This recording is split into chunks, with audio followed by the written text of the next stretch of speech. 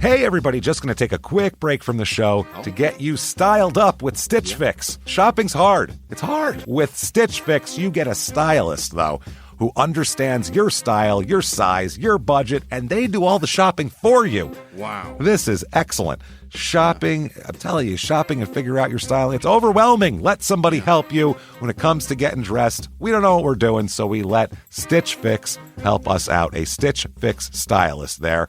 They know what works on us. We get the prices that make us look really good, and it feels good. You get some confidence boost walking around knowing that you're looking decent here. Oh, yeah. Yeah, we just give the stylist our sizes, style, budget preferences.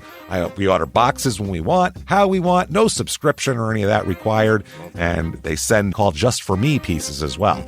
Like, maybe you'd like this, and it's awesome. Outfit recommendations, styling tips. You keep what you love, you send back the rest. It's super easy.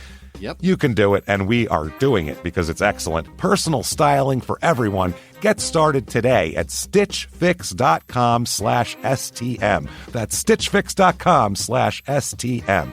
Now back to the show. Hey everybody, just going to take a quick break from the show and tell you about Noom. Has Noom helped you? I believe it has. Oh, that's got an app. You can do tracking. It's terrific. It does. And Noom builds personal plans that can meet individual needs. That's the thing. Takes into account any dietary restrictions, medical issues, other personal needs. That helps build a plan that works for you. And yes, so I know that you've had your own personalized program here that you've been working on. And it's weight loss This is weight loss results that last. They stick around because you get yourself into a lifestyle change. That's what matters. That's mainly it. You can't just say, I'm going to cut that out for a month and then go back to it. That's not what it is. So I'm glad it's helping you. That's great. And it really does. I like the psychology and biology-based approach here. Yeah. Noom Weight uses psychology. That's why they say losing weight starts with your brain, but it also takes into account your unique biological factors, Jimmy. All of your multitude flora and fauna that goes on inside of you there. Sure. Yeah. Stay focused on what's important to you with Noom's psychology and biology-based approach. Sign up for your trial today at Noom.com, Noom.com here. Based on 3.5-year study of actively engaged Noom users with minimum starting BMI of 25. Individual results may vary. Visit our website for more information. Thumbtack presents the ins and outs for caring for your home. Out.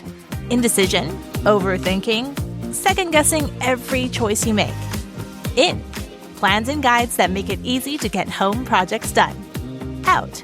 Beige on beige on beige. In. Knowing what to do, when to do it, and who to hire.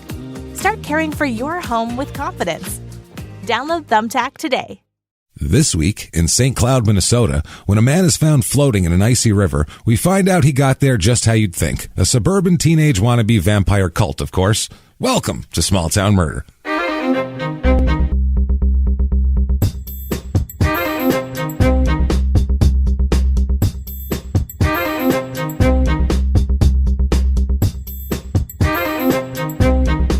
Hello, everybody, and welcome back to Small Town Murder. Yay! Oh, yay indeed, Jimmy. Yay indeed. My name is James Pietragallo. I'm here with my co-host. I am Jimmy Whisman. Thank you, folks, so much for joining us today. We're jacked. We're excited. We're coming off a wild episode last week where I've just one of the if you didn't listen to last week, I don't know what you have missed out. Stop now, go back, listen, and come back later. This is just as crazy a story, but you really need that one in your life. Check that out, coming out of West Virginia there. But everybody this week, very quickly, thank you for everything. Thank you for your reviews. Apple Podcast, that purple icon, 5 stars. It helps a lot. We don't know why. It's business end. It helps drive you up the charts. So do that if you haven't yet. Thank you very much for everyone who has done that. Also, go to shutupandgivememurder.com. Oh, do that today for all of your merchandise, everything that you could possibly want. Tickets to live shows for the rest of the year there from summer on. Hopefully we'll be having those live shows. We can't wait. We want to so bad. Everything there. Also, you can find out everything about crime and sports. If you haven't started listening to that, check that out. This is a good week to do it. It's a murder story with very little little sports and lots of old-timiness. So you're going to enjoy that a lot. Check out Crime and Sports every Tuesday, wherever you listen to podcasts. Also, P.S. I Hate This Movie every Friday, wherever you listen to podcasts, where me and my wife tear apart romantic comedy movies and have a ball doing it. I have to watch it so you can at least listen to me suffer. So I just realized you said tear apart, and I was like, tear apart? Did Sarah take a pseudonym? What is this? Tear apart. Tear apart. Good for you, Tara. Hey, good for you. Tear apart's her new name. Tear apart. My new wife.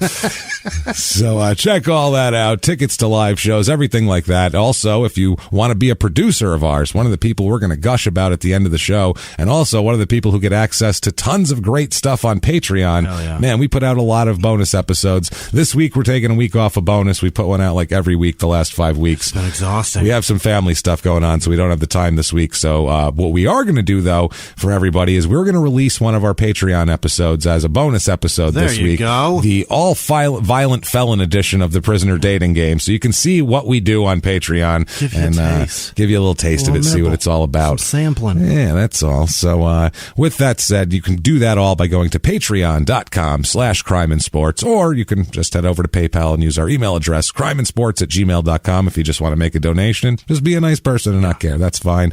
That said, disclaimer time.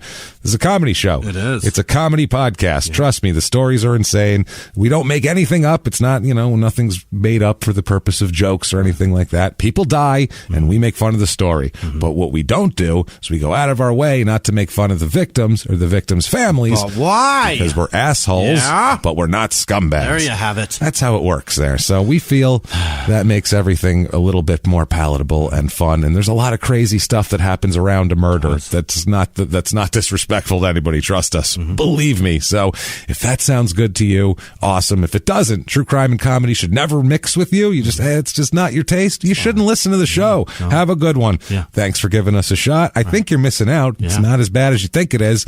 But anyway, just in case, have a good one. The rest of you, though, let's have a good time. Yeah. Let's do it. Let's sit back and shout, shut up and give me murder. Let's do this, Jimmy. Great. Let's go on a trip. Okay. Shall we? Yeah. Let's do it. We're coming from West Virginia. Okay. From the hills, boy. I mean, we're coming from 300 and something people town up in the hills. There's a helicopter and planes don't even land No. here. Good God, no. The roads are dirt. We were basically in like a Dukes of Hazzard episode, except with crazier people than the Duke boys. But this week we're going to Minnesota, kind of suburban Minnesota. The town's a little larger than we normally do. Yeah. It's very close to what we normally do back when this murder happened in 1988, but right now it's a little bit bigger than we normally do, but we'll talk about it. St. Cloud, Minnesota. Bust through this quick. It's in central Minnesota, right smack in the middle there. Okay. It's about an hour to Minneapolis, about 2 hours and 40 minutes to Fargo, North Dakota, the other direction, and about 2 hours and 40 minutes to White Earth, Minnesota, which was episode 123, which was June of last year. My word. I think that was the forest ranger was in charge of a murder investigation or some crazy shit. That was a game warden? Game warden. Yes. A game warden was running the murder investigation, and we're like, what is happening? There's multiple people dead. This guy is not qualified to do this. And since then, my inbox has been flooded with people saying he has more jurisdiction than anyone. Terrific. Jurisdiction or not, I don't think he's trained in murder. He shouldn't be running a homicide investigation. That's a specialty. It's a specialty. I'm sorry. It's just not going to work. Who's been poaching deer in off season is not the same as who killed Billy and Tommy and Susie and left them in the woods. If they're dead, keep them out of there. If Yogi Bear is slaughtered, bring the game warden in. Bring the game warden in.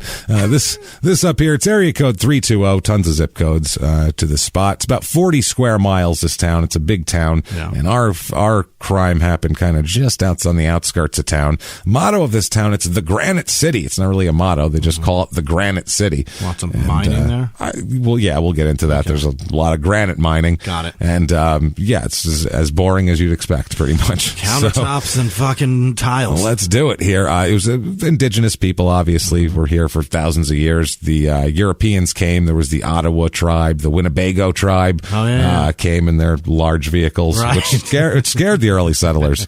It did. When you see a Winnebago coming at you in like 1645, it's frightening. I'm not going to lie. So they were a little bit taken aback, but they ended up making friends. The name of their buffalo. Yeah, they popped the sides out and they had a barbecue and everybody got along. And that was the first Thanksgiving. So, Minnesota. Fuckery. Slide out Winnebago. Yeah, they pop the sides out. They have those canopies that go over. It's very nice. Table's collapsible. Turns into a bed. It's amazing. Tryptophan gets a hold of you. You could tuck it into the wall if you want. So Minnesota was organized as a territory in 1849, and St. Cloud in this area was opened up in 1851 after treaty negotiations with the Winnebago. No kidding. So, the Winnebago said, fine, if you'll buy 3 vehicles, we'll give you a piece of land. Right. Those are expensive, so that's how it worked there. Jesus. So John Wilson was a Maine native, and he named it after St. Cloud, which was the Paris suburb where Napoleon had his favorite palace. Really? He was a big Napoleon buff, this guy, So he liked Napoleon. There you go. So that's why it's called that. It was just a kind of a way station for a while. The train cars would come through with ox carts and shit like that for a long time. It wasn't anything. It was just kind of a mid stop off between places. And until about 1856, it was incorporated. It's incorporated in 3 very distinct settlements back then. They had Upper Town, Middle Town, Lower Town, and they had different people in them, basically. Like Middletown was mainly Catholic German immigrants and people from like the East Coast there, and then they had the Upper Town was plotted by a guy named Lowry, who was a slaveholder and trader from Kentucky who brought slaves with him, even though Minnesota was a free territory. He brought slaves anyway. It's like, that's all right, I'll bring my guys anyway. Very presumptuous. He's like, fuck it, I don't care. Yeah, he's like, just marched up there, no mask on, big thing of slaves. He's like, fuck it, I don't give a shit. Let's go.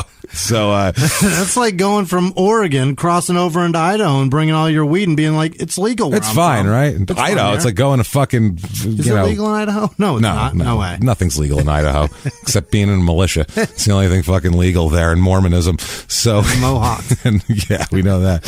So this guy ended up being on the territorial council. Even was elected as St. Cloud's first mayor in 1856. Wow. So okay, with his slaves. With his slave, yeah, total dick. They elected a mayor. And so another woman had an abolitionist newspaper. She came in from Pittsburgh, and basically her whole newspaper was attacking this guy as an asshole. Hilarious. Which was fucking hilarious, yeah. At one point, this Lowry organized a committee of vigilance, is what he called it, that broke into the newspaper office and threw her press into the Mississippi River, which is, that's terrorism. Yeah, that's the 1856 version of fake news. Right. That's what that was. They just could throw your, He's the mayor. He's decided this is fake news, and he's going to throw the fucking printing press into the river. There's a freedom of fucking press, though, and is it not? There's also no slaves, right? So, that's a good point. I mean, this guy just does what he wants. He's enslaving men. Throwing a fucking press into the river, I don't think is that's a secondary offense. I own people. Right. That's fucking worse. Please don't isolate that sound. By the way, of me just saying, I own people. That's not good. I don't need that in my life, probably. I wish I could just drop that in from time to time. I own people. So the Supreme Court's 1857 decision, though, in the Dred Scott case, ruled that slaves could not file freedom suits, as well as declaring the Missouri Compromise unconstitutional. So the territory's prohibition against slavery became unenforceable.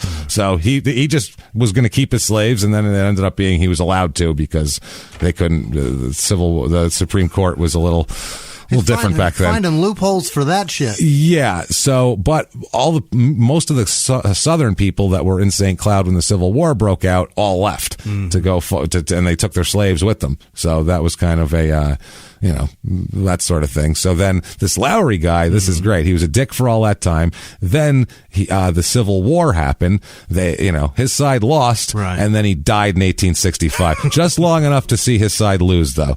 So just to see everything go, and then he dropped dead. I would have liked him to live a couple more years just to rub his nose in it a little bit. Just to really feel the sting. No, you can't own people anymore. I'm sorry. So there's a lot of granite quarries in the area that opened up in the 1880s. That's why it's called the Granite City. In 1917, a guy named Samuel Pandolfo started the Pan Motor Company in St. Cloud, and he claimed that Pan cars would make St. Cloud the new Detroit. but then it didn't because this was right before World War I. Right. So all the car making efforts went into all World War I. Went somewhere else and he couldn't ruined make it. him. Yeah, he got this site because it was close proximity to iron ores, and there was also railroads around here and everything like that. But he ended up being arrested multiple times. This guy, it was a complaint. The Associated Advertising Clubs of Minneapolis, which was the Better Business Bureau forerunner, lodged a complaint with the state that he was spending more on promotion than Minnesota permitted. And then they looked into him, and he is indicted on counts of using the mails to furtherance a scheme to defraud. And he ended up being acquitted a couple times, but then he's later convicted and imprisoned for attempting to defraud investors. White collar crimes. So white collar crimes. So this was like the original Ponzi scheme guy. Well, not original, but he's just American terms. A run-of-the-mill Ponzi scheme guy, but for this town, he was the big Ponzi scheme guy here. I found some reviews of this town. Now, there's a lot of good reviews of this town, but those are fucking boring. So Nobody likes those. Let's talk about some bad reviews of these towns, and I like to figure out what the people's beef is. Yeah. That's my favorite. Like, tell me the gripe. Let's do it. Here's one, no stars, title, not so great. That's pretty okay. Quote, I've lived in St. Cloud for 15 years, and since then it's changed a lot. Growing up as a kid, there was not much to do but get into trouble. There is not much of anything for teenagers growing up. Well, it sounds like it didn't change very much then. She just said it changed a lot. Or he, I don't know. It took a while for it to change. Yeah, Ariel. It's a woman. Past Ariel's teen years, apparently. Yeah. Now that I have a family, it's difficult because there's not many things to do with my 5-year-old even. We're moving to California. The weather here has become terrible. Has become terrible? How long? When was it It's fucking central Minnesota. Right. Okay? I've been there in the winter. It's terrible. Yeah. It's just terrible. There's no... That's the way it is. Last winter, it would get to negative 30 for a week. Yeah. Sounds like Minnesota. You live in the tundra. Yeah. What do you expect? You're in almost Canada. What do you want? What are you talking about? That's why we don't live there. It's very nice there, and the people are nice, but we're like, it gets real cold here in the winter. I'm going home. It's tough stuff. That means stuck indoors all winter long if you do not do winter activities. Yes. The racism is insane and not a good place to raise a child. Wow. Okay. Now there's 2 stars here. Lots of crime, is what this person says.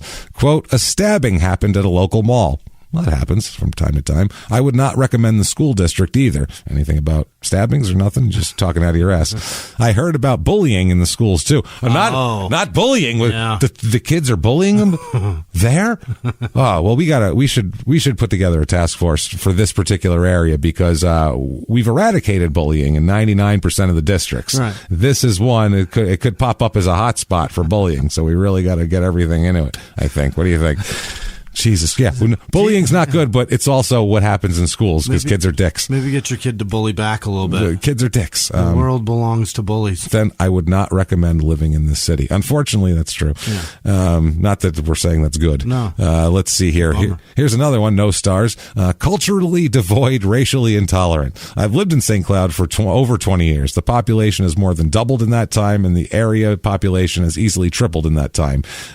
Cuisine options include American, Italian, Chinese, and Mexican, and nothing else, all capital letters. The closest thing to a, quote, good restaurant is the Olive Garden or Red Lobster, which is sad considering the metro population. On top of the complete lack of culture is the openly racist and homophobic dialogue that has apparently become acceptable amongst this city's inhabitants. Are they just yelling in the streets, yelling racial slurs in the streets of Minnesota? That sounds so strange. Doesn't that sound out of character for Minnesota? Especially for Minnesota. It's just weird. I've been there. It's they're nice to homeless people there. They're like, I'm so sorry that I don't have any change. The homeless guy will go, that's okay. God bless you. Thank you. And walk away. I'm like, what the fuck is this? Nobody spit on anybody. Right. Let's see here. I'm a straight, white, middle-class male, and I'm disgusted by the xenophobic attitude that's become the status quo in this city. If you are racist, hate Somalians, which on a side note, a person from Somalia is called a Somali, not a Somalian, towel heads, and, quote, fags, you will absolutely love St. Cloud, Minnesota. So that's this guy. He's really, wow. Apparently it's basically I don't even know how to fucking describe. It's what, like Mississippi 1961 here, like, you know, Mississippi burning era fucking South here is what he's talking about. You know, Minnesota, the homeless people do kind of expect a little more out of you because of how nice people are there. I donated They're so nice to the you. leftover of my dinner to a lady and her child on the street, and the lady looked up at me and goes, I was hoping for a room. And I was like, pardon? A room? Wait, hold on. What? Yeah, so you want me to give you $60 or more dollars? Yeah, that's gave you some food. Are you out of your fucking mind? But I don't know. How about you eat tonight and worry about where to sleep later? I had a kid that looked like a straight gangster go, oh, excuse me, I'm sorry, when we almost ran into each other.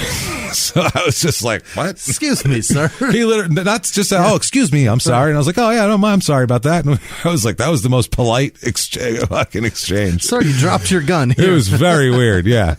Would you like to buy some crack? Well, I don't know. I'm not really in the market right now. It was very polite. In 2007, Forbes magazine called St. Cloud, Minnesota. It was on their best small places for business and careers. It was number 67, whatever that's worth. Yeah, have the pleasure of your wallet. Well, have the pleasure of your wallet, sir. No, here, take mine, actually. That's how polite they are there. Gangsters give you money. They give you their wallet. So do you need anything? So since population right now is about 67,000, so it's high. Yeah. But we're around the time when this murder happened, it was about 45,000. Okay. So it's still pretty small because it's out kind of by itself. So it's still this is not a metropolis. No. It's a fucking small city that's in the middle of place here, and much more of a small towny feel a little while ago. It's a college town, really? So there's a college here. Yeah, so that's going to skew a lot of the numbers. Which college is it? I think it's St. Cloud University. Oh, that makes sense. So I think so. Well, it could have been like Minnesota State, whatever the fuck. You don't know what the hell it is. But you really rammed that one right back up my ass. St. Cloud University. Hey, you big dummy. I could be completely wrong. That's just what I think I read, okay. But it doesn't really matter. So there's a little more males than females here, which is not normal. Mm-hmm. Also, the median age is under 30. It's about 29 and a half. So that's low. 16,000 college students here. So that's 50,000 residents, 16,000 college students. You get rid of the college, and it's a different place. Yeah, and the college is all concentrated in one area, and then it's this suburban town otherwise. So married population's low, all that kind of shit is low just because of that. We have like single with no children is higher than normal. College stuff. Right. Race of this town, 79% white, 12% black, which is just about average in the country, which is high for Minnesota, you would think. I don't know. Kirby Puckett must be buried there. Maybe they count him. Not sure. The college, 3.2% Asian, which Minneapolis has a very high Asian population. Does it? Oh, absolutely. I think we've talked about that before. Yeah, huge Asian population, and about 3% Hispanic. So, it's pretty... a little bit of diversity, but it's also pretty white. It's essentially Prince's genes. It's Prince, in a nutshell. Yeah. If this town was a person, it'd be Prince. Very talented. Tiny and very talented. Shreds. About 51% of the people here are religious, which is actually higher than the average, which you wouldn't expect with the college students. Mostly there's Catholics, Lutherans. They mix it up there. Hodgepodge of Christian. It's a hodgepodge of white Christianity up there. It's no problem. 0.0% Jewish, though. That's not going on. None of that's happening here. 0.0% LDS. No really? LDS. They haven't even... I'm surprised. Yeah. We know where it snows. Snowy, that's what I mean. They can blend right in, and the next thing you know, there's 12 of them on your lawn. And they're just building a snowman. Yeah, they're just out there. You don't even see them coming. They're just so white. They're blending. This county here, this town is in 3 different counties. Oh. So it's a weird thing. But the whole area, this little area is pretty conservative. Last election, this area voted about 59% Republican, 32% Democrat, 8% Independent, which is pretty high. Unemployment rate here is about normal for the rest of the country. It's under 4% for now. And median household income's a little bit low, though. Normally it's about $57,500. Here it is $46,601. So a little bit low, but not terrible. A lot more $20,000 to $40,000 incomes than normal. Okay, that's college kids. College kids are there's a lot of under 15,000. That's kind of the college crowd. And then I don't know, a little lower income. But cost of living is low. Median home cost here is $151,800. Yeah, which is low. I mean, that's a low. It's normally $237 in the rest of the country. Well-built house too. It has to be, or else the snow will cave it the fuck in. Jesus, bury it. That's what I mean. Renters make up, because it's a college town, renters make up 43% of the population. So that's why it's easy to buy houses for cheap, because everyone's renting. And it makes the rent go sky high, too, when they do that. Yep, high rent and low, and it is. The 2-bedroom rental here, we'll talk about in a second when we get into the St. Cloud, Minnesota real estate report.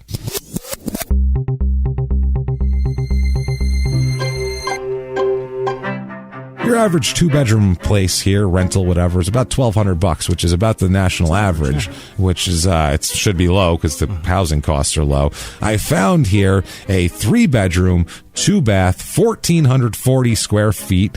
Needs some work on the inside. It's not all updated and, white countertops and all that stuff. But small. It's, 1,440 square feet, 3 bedrooms, $79,900. It's a deal. It's not bad. That's a good house for the price. Then I found this. This is a good bang for your buck here. If you got a nice family, you're looking for a place, 5-bedroom, 3-bath, 2,137 square feet. Not bad. Nice. Doesn't need anything. Very nice. $179,900. My goodness. Move-in ready, 2,100 square feet. If you can stomach an hour each way to Minneapolis, not bad. You'll be thriving. That's not, or if you work at the college or something. I found a 6-bedroom, 4-bath, 4,052 square foot, almost a T-bowl for every B-hole, but it's brick. It's big. It's nice, too. It's really nice. It's brick. There's some woods. The yard is nice. Back to the woods. $360,000. Which is not bad. 5,000 square foot house. For a huge house.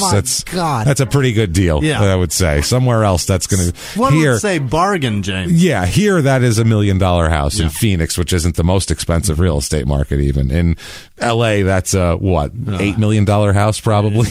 You'll never afford it. Just the bill on the house alone, you can't pay for, and then the taxes and upkeep. It's insane. It's crazy. So things to do in this town. Oh, I found some stuff. Number 1, Granite City Days 2020. As of right now, it's still on June 25th through 28th. It'll be canceled. And we have a few things going on here. Minnesotans really like to get out in the summer because they do. They have a very quick window. They go outside, look around, go, "Hey, Bobby, come outside." Turn back and it's snowing. Right. Like, fuck, never mind. Missed it. Put your baseball glove back inside. Get the football. Bobby, you lazy fuck. Shit, get the hockey stick. It's all frozen now. It's all frozen. I know it's August 18th, but it's frozen. I don't understand either. Here's some activities that day. The Lemonade Art Fair. Yay. The Beaver Island Canoe Trip. Hell yeah. Everybody come on over to Beaver Island. Hey, come on over to Beaver Island. Come on. Who's coming? Hey, sausage and peppers on me, if you know what I'm talking about. Beaver Island's open, everybody. Oh. Who's coming to Beaver Island? Jesus Christ. Wow. That sounds like a great place if you're single. Beaver Island canoe trip. There'll be guys canoeing out there fucking hard. Hauling balls. I only need one oar. It's fucking cruising. I got this. A dick for one side and his oar for the other. Beaver Island, where do you think I'm going? Hurry up. We're going to spread those thighs like coronavirus. Baby. Oh, baby. The Civil Air Patrol breakfast. Yeah. I don't know if they're eating while flying. Keep that down. The GCD 5K run. Bring a kid fishing day. Oh. Bring a kid fishing. That sounds rapey. It does. Bring a kid to a desolate location where no one can hear him scream. Go be alone with him on a boat. Be alone with him. It's nice. Just you and a kid fishing. That's right. The Fred Huron Fred Huron Showcase. I don't know what that is. Then there's the medallion hunt. And, there's a medallion hunt. Apparently, daily clues will be published each morning in a newspaper. And then these clues will take players to various city parks. The 4.5-inch granite medallions hidden on park property in one of St. Cloud's 96 parks. No climbing or digging is required. On the back of the medallion are instructions for calling to alert organizers that it's been found. The prize for finding it's $500. So I don't know why you get 500. You get $500. You're in a drawing for 500? No, you get 500 if you find it. For each one? There's only one. Oh, okay. So everybody's looking for it, killing each other. So someone's going to stab somebody for this. Somebody's a dick for sure and has found it and just hung on to it. So I'm keeping it. Yeah, it's mine now. It's like a winning lotto ticket. You hang on to it till the last day. Also, the St. Cloud singing competition will be there, and then finally the Minnesota Bluegrass Festival. Oh baby, yeah. Ricky Skaggs and Kentucky Thunder will be the headliners. Get out. They They got Kentucky Thunder? Oh, shit. Yeah, man. I swear I've heard of Ricky Skaggs, though. You've heard of Boz Skaggs. That's what I've heard of. Not Ricky Skaggs. This is his cousin Ricky, who's no good. You've heard Lido? Whoa, that's what you've heard. Yeah. You haven't heard the Ricky Skaggs. Is that Ricky Skaggs and Kentucky Thunder? Are they one unit or are they separate? I think it is. Yeah. Ricky Skaggs and Kentucky Thunder's his band. Right. Sometimes he does solo work, and it's just Ricky Skaggs. I'm part of the Thunder backing up the Skaggs. Don't worry about it. It says Ricky Skaggs and Kentucky Thunder will be headliners, and would you believe we've already got tickets on sale? Well, holy shit! At the time of you reading this, they've been on sale. Oh, they might be sold out now. I'll be a giraffe's titty sucker. What the fuck is that? You know you're coming, so why not get your tickets for this fantastic festival? Not only are we expecting Ricky Skaggs and Kentucky Thunder, we've already booked Doyle Lawson and Quicksilver. Who's that? The Dwight Yoakam from Sling Blade? His name was Doyle. It was. And Monroe Crossing and the Clay Hess Band. Fuck this show, Jimmy. Gotta go. Bye, everybody. I'm going to see the Clay Hess Band and Skaggs and Kentucky Thunder. It's hilarious that they are writing that as if we've all heard of that. I'm running away. You know you're going.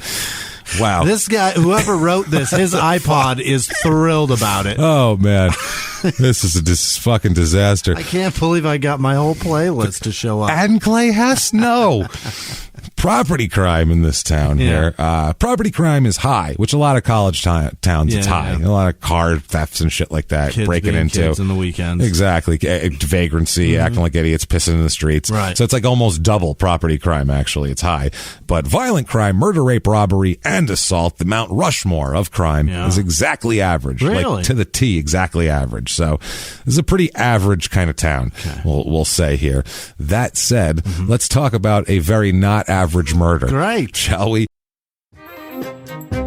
Hey everybody, just going to take a quick break from the show to tell you about the safest sponsor ever, Simply Safe. Absolutely, these people will keep you safe. It's amazing. You know that every 26 seconds a burglary takes place in the United States, according to the FBI. That means that by the time this podcast is over, dozens and dozens of homes will have been targeted, ransacked, God knows what happens here. So protect your home before it's too late with Simply Safe proactive security system. Simply Safe helps stop threats before they even have a chance to break in. Named Best Home Security System by U.S. News and World Report 5 years in a row. And by us for about the last 8 years as well. If you trust us, believe me, you want Simply Safe. So visit simplysafe.com/small to claim 50% off a new system with professional monitoring plan and your first month free. That's simplysafe.com/small. There's no safe like Simply Safe. Now back to the show. This show, Small Town Murder, is brought to you by BetterHelp. Get yourself some therapy, everybody. Honestly, here. We often hear about, red flags that you should avoid. Hey, that's a lot of a thing. It's become a real phrase now, real cliche. But why don't you focus also, you look at like green flags in friends and partners. Look for good things as well. Right. And maybe you're not sure what that looks like, though. Therapy can help you figure that out. What are positive things? What are the green flags? And then you can practice them in your relationship. It's absolutely a fact. And so, honestly, we absolutely are huge advocates for this. It really, really helps. BetterHelp is fully online, making therapy affordable. It's convenient. They serve over 5 million people worldwide. You can access a diverse network of more than 30,000 credentialed therapists, wide ranges of specialties there. Here's the coolest part. You're not getting along with your therapist, you're just not feeling it, you can switch at any time, no extra charge. Wow. The thing is, they want you to get help. That's it. And you can do it with BetterHelp. Discover your relationship green flags with BetterHelp. Visit BetterHelp.com/smalltownmurder today to get 10% off your first month. That's BetterHelp, HELP.com/smalltownmurder. Now back to the show. This is a fucking weird one. Okay. Let's just say here, as you know what, I'm not going to say that anymore. Yeah. From now on, assume it's a weird one. This is one of ours. I was going to say, this is episode 170. How many real, just basic run of the mills have we had? There's always something weird. There's always somebody who like thinks they're from another planet, or they're starting a religion, or they're eating birds like apples. Eating birds like like a fucking hand fruit. This is not normal. Yeah. This is not normal behavior. This is what we encounter here, and we encounter this. This fits right into the lexicon. Let's do this. March 24th, 1988. March 24th, 1988. Police find in the Mississippi River, just south of St. Cloud, at Riverside Park. There's a park called Riverside Park, and just kind of downstream from that, they find a man floating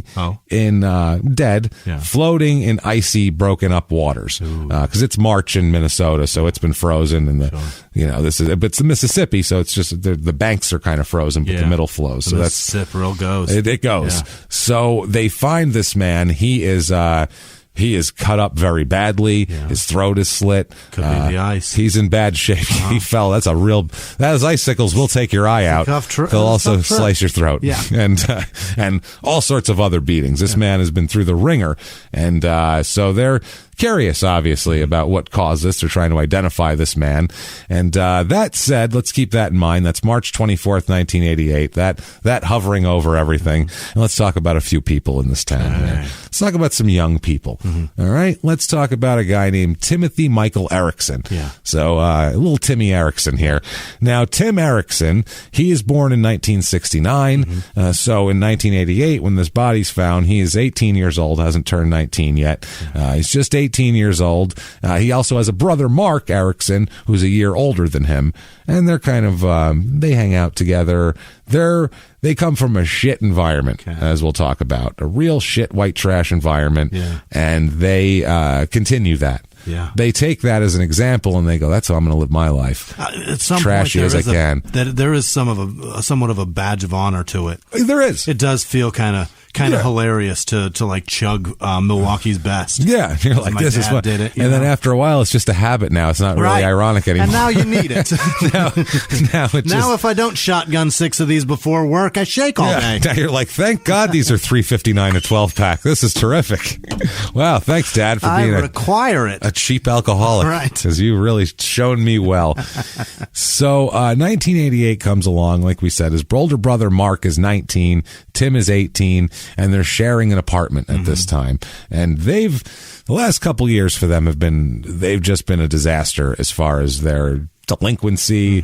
They're uncontrollable. And the fucked up part is it doesn't seem like their parents are real interested in trying to control them or put them on the right path or anything like that. They're just kind of feral would be the best way to put it. They're just kind of feral teenagers. They're just sent out into the world, which is weird in this like suburban place like this. It's not like, this isn't The Wire. It's like Wallace with his fucking like 8 brothers and sisters living in an abandoned row house. It's bizarre to be a latchkey adult. Yeah, it's a strange thing to be here. So he's got a sister named Misty with an I. Yeah, he does. So he does. Boy. So Misty with an I here says that the late 80s, 87, 88, late 87, Tim starts getting super weird. He's always been a weird guy, but he starts getting like noticeably weird, like weirder than most. Okay. Apparently he saw Conan the Barbarian, the Arnold Schwarzenegger fantasy great movie film. Great movie. He saw Conan and decided that he needed to be. First of all, he wanted to start carrying swords around, which like right away on his person. So, as we'll talk about, he would be found places with a sword on him, not a knife, a fucking sword. Like on his back. Like in a sheath on his hip, I guess. I don't know. You whip it out like Arnold or something. I see him like doing it like Arnold on his back. Like a giant like Conan pulling it sword. over like a fucking bandolero or something. Hopefully it's not. He'd be a man if he could whip. Have you ever held my God, a like Conan replica? Yeah. They're like 40 pounds. Like to wield that thing with one arm with any control is, you got to be strong as shit. And then to like whip it from hip to hip. Forget it. Crossbody. And not throw it and kill somebody. Not have it slip out of your hand or accidentally chop your leg off. Take your family's head off. Yeah. Sorry. Sorry about that. I was practicing my Conan. Yes, it's a hero of mine. I was being Red Sonja for a minute. So Conan changes his life apparently, but not that just. These things, you got to add little pieces. Everybody has a personality, right? This is the way I'm looking at it. Everybody's personality is like, it's almost like remember those pictures with you get like it's like a little cardboard face and they have like all the little metal shavings. Oh, yeah. And you use the pencil to make a beard and make some hair. Or something. Yeah, you make some hair, make a mustache and fuck around. Woolly Willy. That's it. There you go. Yeah. Sold at every 7-Eleven for, for $1 million. $2.49. Whoever owns it is a fucking king somewhere. For some whiny kid, for their parent to go, just shut the fuck up and do this in the car for the rest of the ride. I can't take it anymore. Here, just play with this stupid thing. Mustache on it, put eyebrows on it. Great. Give it just a goatee. I don't care. Enjoy your life. That's, I feel like, everybody's personality. You know what I'm saying? That's a great litmus test to see what you are. Give somebody a Wooly Willy and see what. That's better than a Rorschach. What hair do you put on it? That's better than a Rorschach. Really is. Rorschach is reactionary. Yeah. This is you're doing it. You're not just creating. You're actually making this is your own view of the world. Yeah, we're going to replace it. The Wooly Willy test now. I want all. Because we have professionals like this. We have mental health professionals. Throw that shit aside. Yeah. Do us a favor. I know it's not like regulation or anything, but this is just be cool, okay? This is just between the two of us. See if that works. Just give them a Wooly Willy and see if you can tell their personality and what they do with the Wooly Willy. Let's see. If they write like cock on its forehead, then you really know that's a bad person, probably. Like something bad. Make a wound somehow with it. So I feel like that's everybody's personality, though. And like you can like take a little bit of the shavings and make an eyebrow and another eyebrow. And all of your experiences and things that you pick up form your personality. And it's all these little mushes. Hair all over it.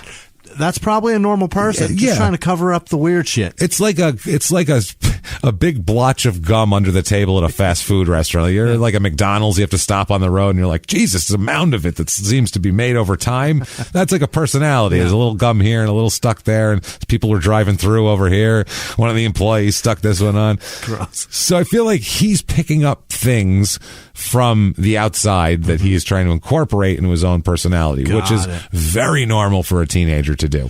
Yeah, but it's also strange to try to mix all of that shit together. Well, the things he chooses are odd. Okay. Like normally, like teenagers, if they like a certain type of music, that's reflected in how they dress. Like when I was in high school, you could tell exactly what kind of music everybody listened to just by looking at them. You know exactly who they were. Yes. Whereas it's a little different now because everybody's clothes are the same. Yeah. There's no such thing as like... There's no individualism. No, everybody looks exactly the same. Right. There's no expressing yourself because you're just all ambiguous. I'm sad for you. Yeah. Dress different. No good. Be weird. You're right. It's good for you. Embrace it. Embrace that it's shit. Strange. So yeah, this kid though, he's finding, like I said, you pick it up in music or like a pop culture thing, a movie thing where you're like, I want to be like that. That's cool. It's weird, but usually that kind of shit goes away after a while and you figure out who you are. And you find the practicality of some of the things that you pick. Carrying a fucking sword does not fall in line. Conan is not relatable. Conan the Barbarian is not relatable to modern day Minnesota living. It's just not. I mean, you can pick a movie from like, even if you want to take Taxi Driver and say, I'm going to, whatever, fine. But Conan? How the fuck do you relate to that? Majority of people in Midwestern cities. Cut the head off a wizard? What the fuck? They don't have pecs. Those are just tits. Yeah, those are just tits. That's what I'm saying. So, also a movie that he was very intrigued with, more sword play, The Highlander. Really? Do you know The Highlander? There can only be one. There can be only one. Rutger Hauer. It can be only one. There was Rutger Hauer, and then it was what's his name? Fucking Lambert guy. Christopher Lambert or whatever. There was a TV show. Anyway, The Highlander here is he was into it. Now, the Highlander, if you don't know, he's immortal. Yeah. And he has to chop the heads off of people to like get their energy and all that sort of thing. And so there only gets to be one. Yeah, there's only one. There is only one. So there's all these immortals, and they're all fighting each other, and you destroy, when you kill one immortal, you get his like life force or whatever. So that's the Highlander. So he's real into this.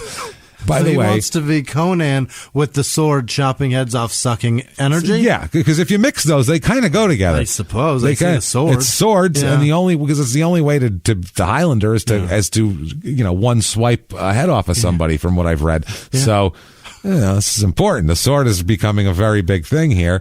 Now, Misty, his sister, said that after Tim watched that movie, he started claiming to anyone that would listen that he was, in fact, immortal. Oh, boy. And his body could heal faster than other humans. Oh, my God. Not only was he immortal, but he can heal quickly as well. This is why we needed a rating system. He's like, now he's Terminator 2 as well. I don't know what's going on here.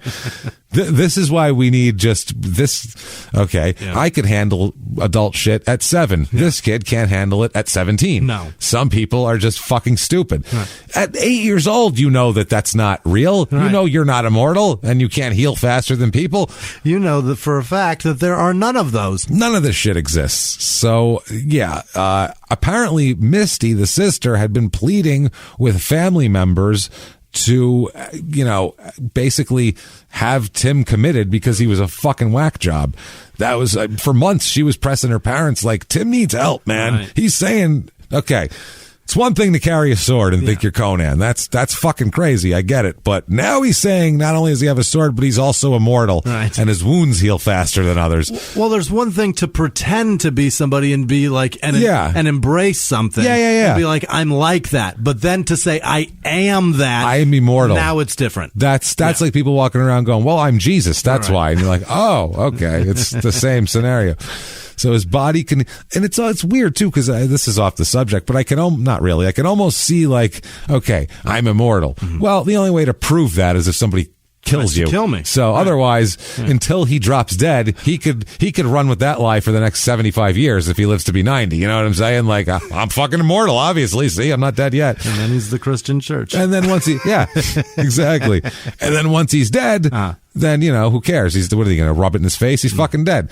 So you can have that lie. But the fact that his wounds heal faster than anybody else. That's crazy. That's one it's provable. It's also you're it's 17. Like magic underwear. That's why it heals. Yeah, that's the other thing. Cut yourself when you're 39. It takes 2 weeks, and I'm like, why the fuck is that still there? Not healed. This is like a magic underwear scenario where I feel like you could solve that whole thing. I don't mean to come down on you Mormons, but that's insane. Yeah, I mean, I know you say it's a religious belief. You know it's silly though, don't you? I mean, obviously. Right. You put the garments on, you don't actually expect them to shield you from bullets, which is why they say that's what they do. You know better. Right. You don't dive in front of a bull and go, it's cool, I got my garments on. Nobody does that. Unless those shits are made of Kevlar. Yes. You are crazy. But so you people, we all have our things that Cotton doesn't stop shit. No. We all have our things is what I'm saying that we believe in and go with. So it makes us feel better. Yeah. So Misty wanted Tim to be committed because she was afraid he would eventually hurt someone or himself or, your typical things of why you would commit somebody, danger to himself and others. So she said, quote, Tim was always feeling paranoid, like people were out to get him. So he used a lot of drugs and drank a lot. Which will make you... That will exacerbate it, especially when you're thinking about Conan the Barbarian and your sword play. Got to get my sword skills up because people are coming for me. I forgot how much I hate that word. It keeps reminding me that a man named Eddie used to ruin my life by calling me Conan the Skinny Man. It's a shit fucking And insult. then he stopped calling me the Skinny Who is Man this? and just kept going with Conan. And he's a fucking criminal. He's a lunatic man. He's a terrible human being. At like a job or at school? Yeah, he worked with me also. This is an adult person. He's an adult person. Okay. He was in his 30s. Okay, yeah, that's great. And I was like 21, and he called me Conan the Skinny Man, and it felt very, very bullying. It's a very odd thing to call someone. He's just a terrible man. He used to also put urine in his windshield washers and turn them sideways and then spray you with them. Pull up next Okay, so this man had to save urine to do this. No, he just pissed right into his windshield washer. So hold on, wait a second. Now, this is in a work truck, I assume, correct? So he would have to perch himself. Yes, on the bumper. To get it in the reservoir. And then how much piss went all over the rest of the engine? Maybe he's an excellent shot. I don't know. Is he that? Wow. Now, you know what, man? I think you've got him all wrong. If he's that kind of a shot with his penis, I think this man he could be magic. Right. He could be the Highlander, is what I'm getting at. He could be the Highlander. I'm not sure. If that's the case, he maybe shouldn't have put it in that. There can be only one. He maybe should have just done it from the driver's seat. Yeah, no shit. That would have been impressive. That would have been impressive. I would like that. He's an asshole, is what he is. Jesus Christ. So, also the sister says to everybody who will listen around that her and all of her siblings basically have been getting the shit beaten out of them by the father for their entire lives. This is this kid, you could see why he might want a fantasy world to get out of, but he's been getting the shit beaten out of him forever. She said their father used to beat Tim with a 2-foot-long rubber hose 2 or 3 times a week, leaving large welts on his back. Wow. Yeah. Like on the reg.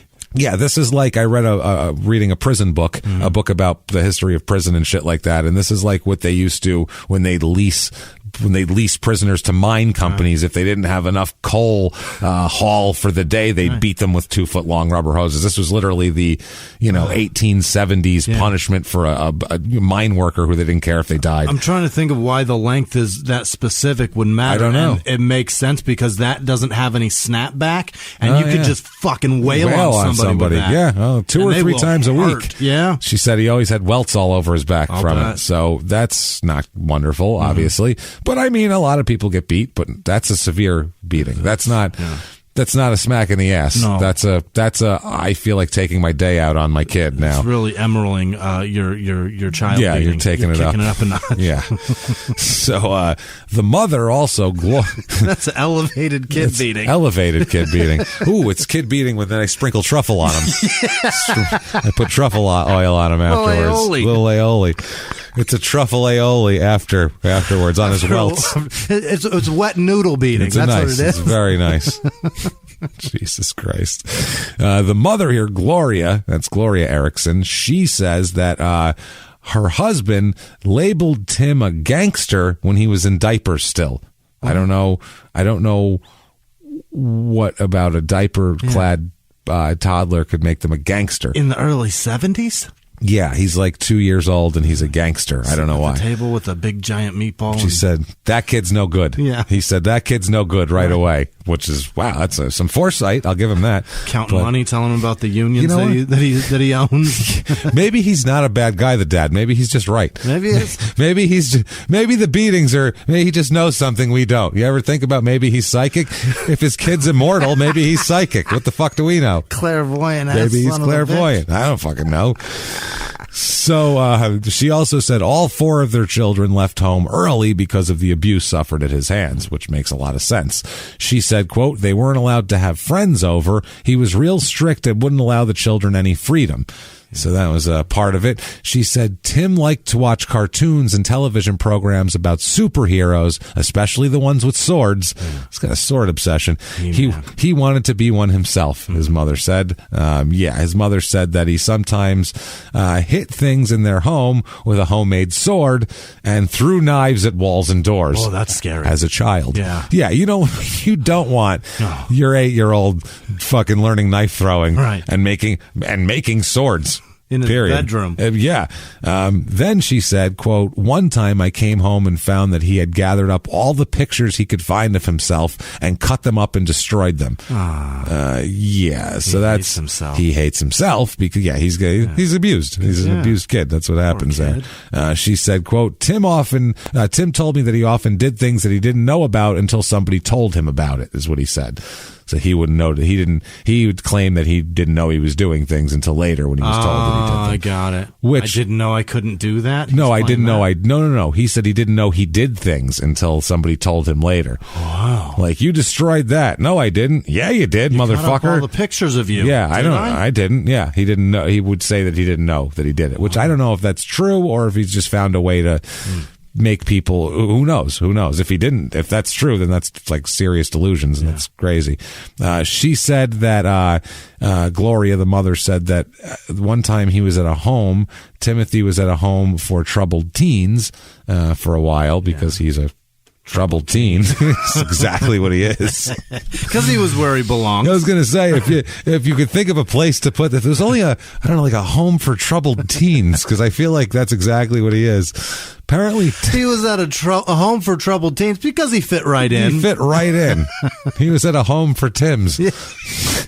That's exactly what he is. Right. Apparently, at the home for troubled Tims, he got into a fight with another boy and apparently beat him unmercifully with a hockey stick. Hell yeah. Bad. The mother said, quote, "Tim told me I tried to stop hitting the boy, but I couldn't." So that's hilarious. Whoa. Yeah. That's wow. Let's unpack that. Yeah. I tried to stop hitting the boy, but I couldn't. Pardon? It's like the Three Stooges. I'm trying to think, but nothing happens. Yeah. Okay. Come again, Tim? Well, one more time. Pardon? Fuck, man. She also said that in his mid to later teens here, he likes to be intoxicated, like Misty had said earlier. He likes his drugs, he likes his alcohol, and the mother said she'd seen her son intoxicated on several occasions, and also had him hospitalized once because he knocked himself unconscious after deliberately hitting his head on a dresser. Okay. He smashed his head into a dresser so hard that he knocked himself unconscious on purpose. That much is, I've seen people on purpose do the beatings, you know what I mean? Yeah. I've never seen anyone knock themselves unconscious on purpose, though. Have you? Did she see it? I guess so. Yeah. Somebody had to have witnessed it. I don't know if I do it. I might be fucking laughing too hard. I might.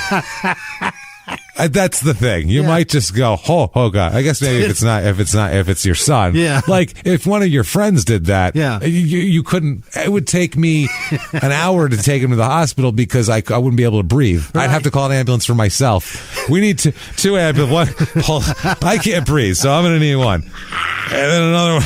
I'm turning blue. My friend. And he's unconscious. You're not going to believe this. Really, I need oxygen. So hurry. Send me as many firemen as you can, because they're all going to laugh too. Hurry! You're not going to believe this shit. So deliberately hit his head.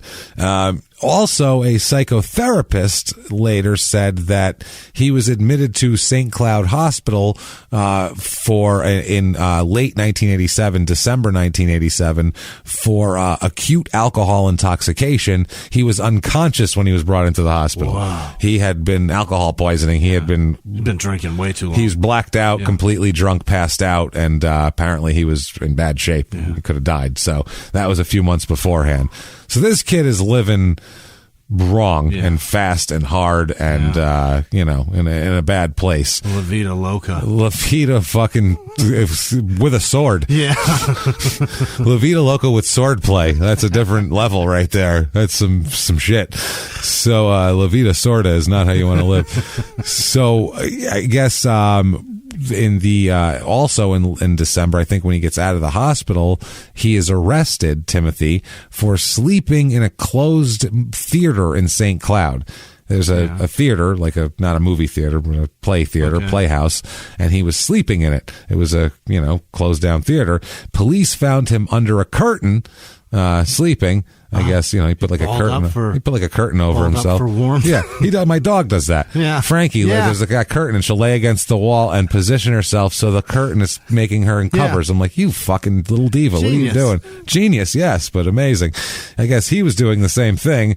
My dog is as smart as this kid, at least, so that's good. She might be immortal. He should. You know what? I bet her wounds will heal faster than other dogs. Let's find out. So they find him there. Not only do they find him, he also has something with him. Guess what, Jimmy? A sword. Hell yeah. He's got a sword on his hip for protection. Lying nearby. No, on his hip. On his person. On his person for protection. Yeah. So that's what he said. He told the cops when they arrested him that he had no permanent place to live. That's why he was, sleeping under a curtain in a theater. He ends up finding a permanent place to live, though. Not the best place to live. This is one of these apartments that everybody knows about. Yeah. Everybody's got a friend everybody's got the friends who have the flop house. Yep. You know what I'm saying? Yep. I had it as a kid. There was that house where like it was a revolving door of different roommates. Yeah. Like 4 different people, 5 people lived there, and it was of like the similar caliber of lifestyle. And they would move out, and another one would move into his room, and it was always like, who's living in so-and-so's room now? It was always one of those. Yeah. Like I had a friend there, one of my friends that lived there, it was fucking great. This house was haunted as shit, by the way, which made it even worse. But he worked at Wendy's, and he used to steal fucking boxes of like burger patties and cheese and buns and bacon. And every time you went over there, he'd just be shoving triple-decker bacon cheeseburgers in your hand. He's always Look what I made. He's always at the frying pan, fucking whipping out burgers for people because he had an endless supply of hamburgers. He's stealing from work. It's fucking amazing. So, he would steal the shit. So, anyway, this is the type of house this is. Okay. Now, the older brother, Mark, kind of procures this house. It's a 2-story complete shit box. Hell yeah. Is what it is. It's described by neighbors and also by a repairman who worked there as a flop house for both adults and runaway juveniles. Really? All sorts of people live here. I mean, there's no telling who might be there. Fight Club house. It's the Fight Club house that is dangerous because there's everybody from 13-year-old runaways to 35-year-old drifters. Oh, you can't be near that. Literally like 35-year-old drifters that just got out of, just hopped off a freight train into town. They're going to stay there next to a runaway 13-year-old from the burbs. 6 states over. Yeah. Oh, absolutely. Yeah. For molesting a 13-year-old from the burbs. That's what he's wanted for. Right. It's fucking insane. So, apparently his brothers lived there since late 1986, so less than a year and a half, and police have been called to this address 22 times in less than a year and a half. That's twice a month. For reports of assaults, loud disturbances, crazy shit, people fucking with the neighbors' houses, people from the house breaking things and who knows. So it's a mess, basically. The police have also, since 87 comes around, between January and March, police apprehended juvenile runaways 3 different times at the house. Basically, if there's a runaway, they go here first to look for them. Horrible. Like, we'll check the flop house because that's where the runaways seem to know where to go. They gravitate there. Yeah. So this is the place they are from. They would take anybody in, homeless people, homeless adults, runaway teenagers, everything. It's fucking ridiculous. Joe Exotic minus tigers. That's what it is. It's Joe Exotic minus tigers and money for meth. Right. That's exactly what it is. Nothing to lure them in with. Plus more gay sex, probably. I'm sure. Absolutely forced. If Joe Exotic came through here, they'd be like, yeah, you're a second door to the left. That's your room. But you mind sharing it with a 13-year-old boy? Right. Is that okay with you? Like, he ran away last week. He's very supple. I don't know if you want him in there. He ain't that straight. No. So they would have all sorts of people in here. March of 1988 comes around, and there's Mark and Tim that live there, and there's in this time period about 4 other teenagers living there right now. Between the ages, these kids are between about 15 and 17 living there. 2 of them girls also.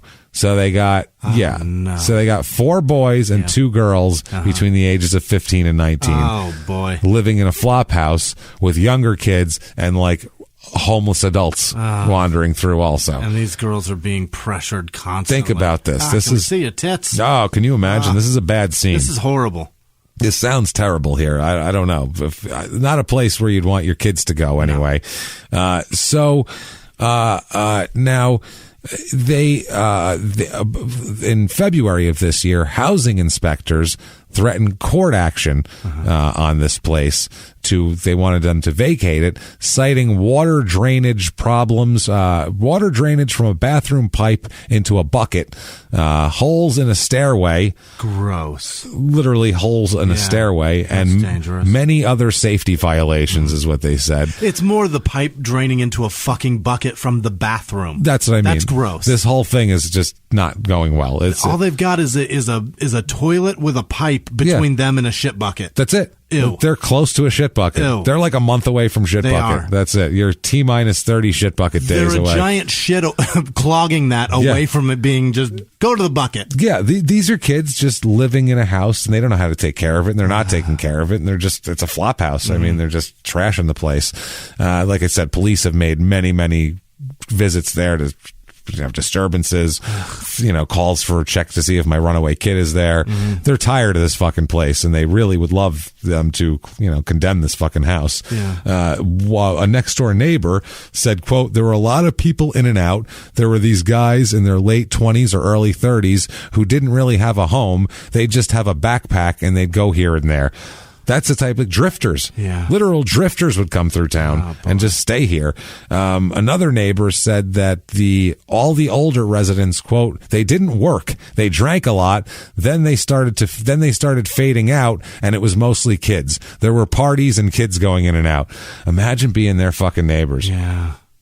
A teenage flop house with drifters coming through. It can't have electricity, right? I mean, you got to have credit to hook up. That's what I mean. Utilities to this thing. I feel like this is a very Wallace from The Wire, where there's a goddamn extension cord from the neighbor coming over to your house type of thing. Boy. I feel like wherever you can pop an extension cord off is where these guys do. Yeah, but then there's so many requirements for life that revolve around electricity and water. Oh, you gotta have those. You gotta have water. If you don't have water's that, big, electricity's right. big. I don't know if that's that might be included in the house also, because a lot of houses like Are they paying rental. Rent? I mean, maybe they're not paying rent, but they're in somebody's house. Yeah. I mean, I don't know if it's a squatting situation. That's what I don't know. They have water running into a bucket, so there must be running water, unless they're just pouring bottles down it. That's possible. I'm so fascinated with the living situation. I want to go explore it and see this, but I don't want to go. I've seen something similar to this. You have? Oh yeah. When I was younger, I knew people that lived in these types of houses with situations. holes in the stairs. Oh yeah. People just lived in shit and squalor, and because it was better than their home environment, so they instead lived there. It's people who come up with bad environments, they'll. Toilet bucket's not as bad as 2-foot rubber hose beating. That's a good point. It's like I can use a hose to pour water into this bucket, or I can use it to get welts and beaten every day. So, these kids are just disasters, the Ericksons. Yeah. They're, school failures, family bullshit. They've been arrested. They're in and out of hospitals. They have police records and court, all sorts of shit going on here. They had also Erickson Timothy, he'd in the 6 months before March of 1988, he encountered police 4 different times and given 4 different addresses that he was at. So he was staying all over the place. He was charged, I guess 6 months earlier than that, he was charged on charges of theft, vandalism, and trespassing. So it's just common. They're constant little. Yeah. That's why property crime's high in this town. So after apparently Mark, the older brother, was arrested for spray painting buildings on the St. Cloud Mall there. Tagging them, or spray paint. Just out there giving them a new paint job. He was probably just writing Mark. Yeah. Like Conan was here. Right. Well, he's the older brother. He's not in a Conan. Mark was here, and he's like, that'll do. Yeah. Just walks away. So good. A judge ordered him to stop drinking and taking drugs. Well, he's 19, so he shouldn't be doing either of those things anyway by law. So both of those are illegal. One's illegal and the other's illegal because you're 19. So either way, shouldn't have to tell him that. Now, their father, John Erickson, who was the guy who beat them with rubber hoses and was a complete dick, he said that he had little contact with his sons that from 1987 up to early 1988. He said that Tim lived with him for a while, but then moved out in mid 1987. Probably got tired of beatings, and then he said, "quote I didn't keep in touch with them when they were doing their own thing. At 17, Yeah. Doing their own thing. He's doing his own thing. So, I'm fully legally responsible for him, not just to take care of him, but also any fucking thing that he does, I can be sued. His own thing. Right. Are you fucking kidding me? That's a hell of a job parenting. Wow. Oh my God. I mean, that's just wild. I don't know. They get arrested and, doing their own thing, though. Sleep in theaters with swords and shit, but it's just their own thing. That's his thing. People being people. Yeah. That's all it is, man. It's got to let people be people, man. So, around March 15th of 1988 here. March 15th, 88. Mark and the teenagers are here. One of the teenagers' name is Bill Benedict. He's a 15-year-old. And there's about 3 other 15-year-old boys there. Also Tim. Yeah. So at this point, there's like 5 kids hanging out around this time period. And it's at this point where, amazing, where Tim has seen The Lost Boys. Oh, yeah.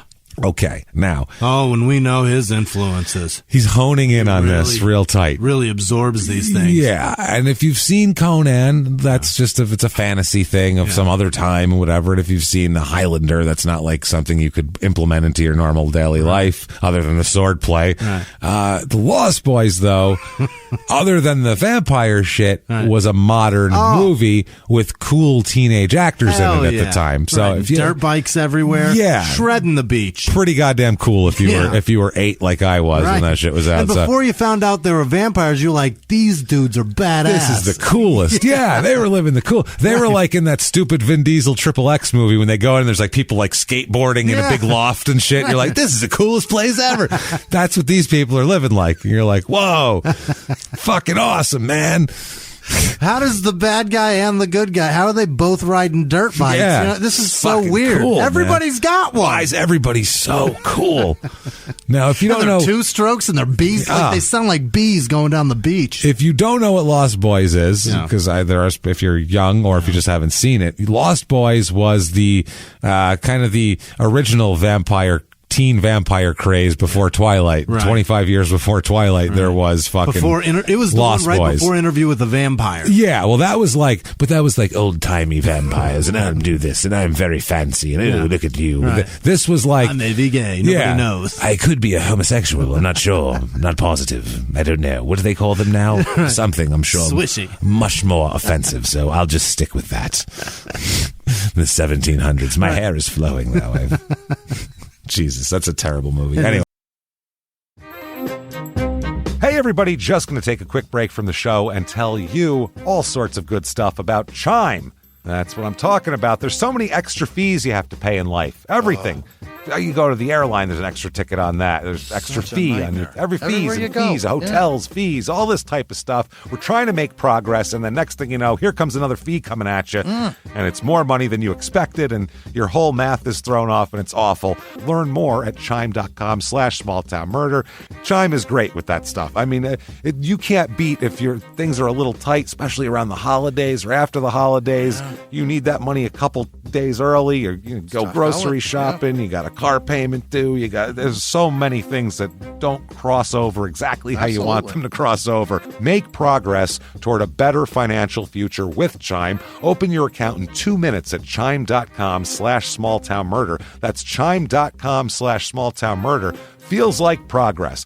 Banking services and debit cards provided by Bancorp Bank N.A. or Stride Bank N.A., members FDIC. Spot me eligibility requirements and overdraft limits apply. Boosts are available to eligible Chime members enrolled in Spot Me and are subject to monthly limits. Timing depends on submission of payment file. Fees apply at out-of-network ATMs. And now back to the show. Hey, everybody, just going to take a quick break from the show to tell you about a healthy, delicious item, Hero Bread. And we're both trying to get healthier this new year. Jimmy had a eye-opening doctor's appointment and things like that. So we're trying to get healthier, and I'm telling you right now, this Hero Bread is a good step in this direction. It's delicious, and it is really good for you, and it's really excellent. They have the sliced bread is good, the bagels, the tortillas. I know you've been they're terrific. Ranting about the tortillas. They're so good. With Hero Bread, you can focus on your health goals and still indulge in the soft, fluffy experience you love, but guilt-free. I really love the little Hawaiian rolls, too. Yeah. They're so good. They're so good. The Hawaiian rolls, they're legit. They're fluffy. They're exactly how you want them to be. You'd never know it's low-carb and high-fiber bread from the texture. You get the soft, fluffy experience you know and love with your savory breakfast sandwich, late night grilled cheese, Taco Tuesday. Do it. No compromises, just flavor, ultra low net carbs, 0 grams of sugar, high in fiber. It's fantastic. Hero Bread is offering 10% off your order. Go to hero.co and use the code SmallTownMurder at checkout. That's SmallTownMurder at HERO.co. And now back to the show. Hey everybody, just going to take a quick break from the show to tell you a little bit about Sono Bello. You know, the most known secret with celebrities and influencers and all these famous people is so many of them have had lipo. They've had lipo, whether it's a little touch-up here or a total makeover. Yeah. Nobody has a perfect body. That's the thing. No. They may look like it on TV, but there's things that help that. Absolutely.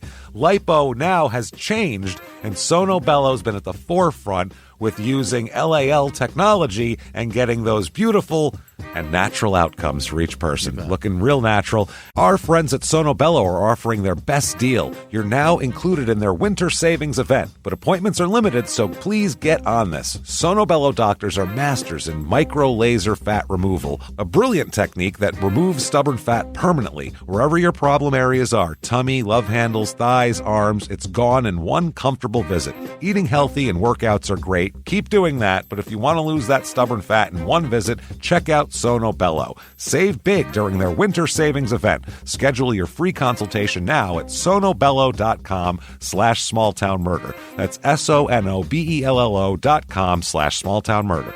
Now back to the show.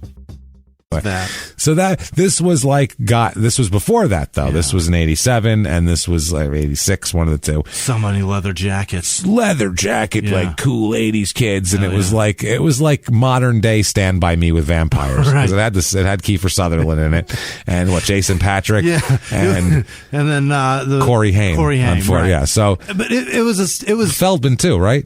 Was he in Lost Boys? Was he? I think he is. I think they had to be in the movies together. It was a contractual thing. I think it was. Their agent was like, "You can't have one without the other." I'm sorry, you can't have one. Yeah, you get Corey and then you get other Corey. It's just the way it works. I don't think. Was Feldman like from the Burbs, like just like on the side going, "What are you guys doing riding on the beach?" Like something like that. I can see Corey Feldman him there too, in a but I don't. Movie. I think we only see him because of the Burbs because he played that thing. Well, he was also in all of the Corey Haim movies. He's in like that License to Drive with Heather Graham. He was in all those things. Yeah, he was in all that shit aimed at teenagers. It's essentially Stand By Me with like a Motley Crue video. Modern day Stand By Me with vampires instead of whatever. So that's what it was. It was these teenage kids that were vampires, and they were like, they had girls and they were like drinking beer and riding dirt bikes and like fucking and like, woo, yeah. And they were like vampires at night, man. Crashing beach parties, being complete dicks, and then taking everybody's booze and hauling ass down the beach. Fuck out of there. That's the way they were. Taking the booze and your bitches and we're leaving. So Tim saw this and mind blown. He was like, now it's all coming into fucking focus here. Boy. Now it's into first of all, if you're influenced by anything that Corey Haim has been a part of, I don't want to hear from you. You should be instantly probably put in an institution. Never mind your drinking and your drugging and all that kind of shit. You think Corey Haim is influential? No. So Kiefer Sutherland with bleached blonde hair. Yeah, bleached Kiefer. So Tim, though, he's got an idea after he sees this movie. He sits everybody down, all these boys, Bill Benedict, his brother Mark, everybody, sits everybody down, and he says, look, this is what we're fucking doing, okay? We are going to be a vampire cult. Oh, we're not buying dirt bikes? No. Well, we'll see. We got to see how the vampiring goes. I figure by watching the movie, I think you have to do a bunch of vampiring, then you get dirt bikes. I don't think you just get the dirt bikes. We got to monetarily make the vampire thing work so we can afford the dirt bikes. That's the thing. You got to invest in vampirism. We aren't dirt bike rich yet. We're not dirt bike. We're not doing that yet.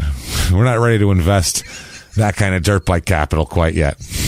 So we'll keep it on the docket for another time. Sweet way to get around. So he says we're going to form a cult. Okay, it's going to be a vampire cult. similar to, I don't know, Lost Boys, sort of like that. Because I think that's how he sees himself. Yeah. Like, we're in our own house, and we're doing our thing, and we're like badasses, and we drink and booze, and there's chicks, and like, fuck it, let's just be like fucking vampires, Can't too. use the stairs anyway, may as well fly. Now, what am I going to do with this sword? Vampires don't have swords. Shit. Yeah, I got a whole thing here. It's dangerous to sleep upside down with that. Yeah, so he began asking his other friends about, like, the occult. What do you guys know about it? Did you hear this or that? And they start talking about shit like that. And the other friends think like they're into it. Yeah, we'll form a vampire cult. Cool. You know, sure. What? I guess. But they don't... They're not taking it real seriously. Okay. They're not like, cool, where's the blood? Let's drink it. But whereas like Tim is like, we're fucking vampires, right? And this is what we're going to do. And everyone's like, yeah, cool. What's up? We drinking beer tonight or what? Yeah, woo, vampires. Yeah. Like, where's the dirt bike? That's the kind of shit they're doing. Like, everybody around him's like Johnny Depp and Alice Cooper, where they're like, we'll call ourselves the Hollywood vampires. That kind of thing. It's just like a label, a term. We're vampires. But he's like legit into this. It's like, we like hanging out at this flop house and drinking because we're not allowed to do it around our parents. So, sure, we're vampires. Yeah, great. Pass the booze. Like, I feel like it's that sort of thing. And they don't think he's serious. Everybody has those friends as teenagers who just don't shut the fuck up about dumb shit like that. And they're, I'm going to do this. They're not doing anything. So I feel like that's what they think. Like, Tim's an idiot and he's running his mouth. Sure, we're a vampire cult. Excellent. Okay. That's it. So it wasn't a big deal here. Also, too, there's a 13-year-old in this mix, too. A 13-year-old runaway here. There's a 15-year-old named Bill. He's already obviously grown up way too fast. At 15, Listen, Bill. You're still Billy. Yeah, you're still... No, he's Bill. No, how you doing, Bill? Well, we'll find out. He's Bill. No, boy. So he's an adult, huh? Oh, he's an adult. So the 13-year-old person, who we don't have this boy's name because he was 13. Yeah. And so the 13-year-old here, he has been moving around like crazy the last couple years. He's been in different homes, group homes. He's been in Pelican Rapids, Brainerd, and in St. Cloud. He's just been in St. Cloud recently. I guess he said they found out his mother and father had never were married. His mother has 2 children by different fathers there, and moves around a lot. The kid's grandfather said, quote, they don't stay in one place very long. That has to hurt a kid. He said that they were all living on welfare, and he said about the father, quote, I guess he was beating up on her. It wasn't such a happy home life. So he comes from a family where the father beats the shit out of the mother. They move around a lot. Not an easy upbringing for anybody. Bad stuff. They did say that he used to be very good in school. In like 5th grade, he had all A's and did very well. But then when he went to 7th grade, he started failing all his classes and not doing very well. He ended up in a school for dropouts at 13. Which is St. Cloud Area Learning Center. He did, though, test at a 10th grade level in the 8th grade. So he was smart, but he never went to school. So there was that. His grandfather said, quote, I heard he ran away for a week or 2 weeks, and then he came home and started raising hell and then left again. So he's just a troubled fucking kid. And he's part of this motley crew at the house. He's part of the Lost Boys here. He'd been living at the house for since mid-February of 1988. And the grandfather said, quote, he's 13. Other guys are 30. Other kids are older. It's not a good scene. No. That's a terrible place for a 13-year-old vulnerable, especially somebody who's been through abuse and is vulnerable to shit. It's not good. One of the 30-year-olds that comes around from time to time is a guy named Donald Wayne Gall, Gall. He's 30 years old, and his nickname is Bushwhacker. Really? Bushwhacker. How do you get that one? Why don't you go with like the bladder? You know what I mean? You move your arms up and down and lick people's heads, I think is how you get that. Wrestling shit. That's for the Bushwhacker. That's all you got. I don't know.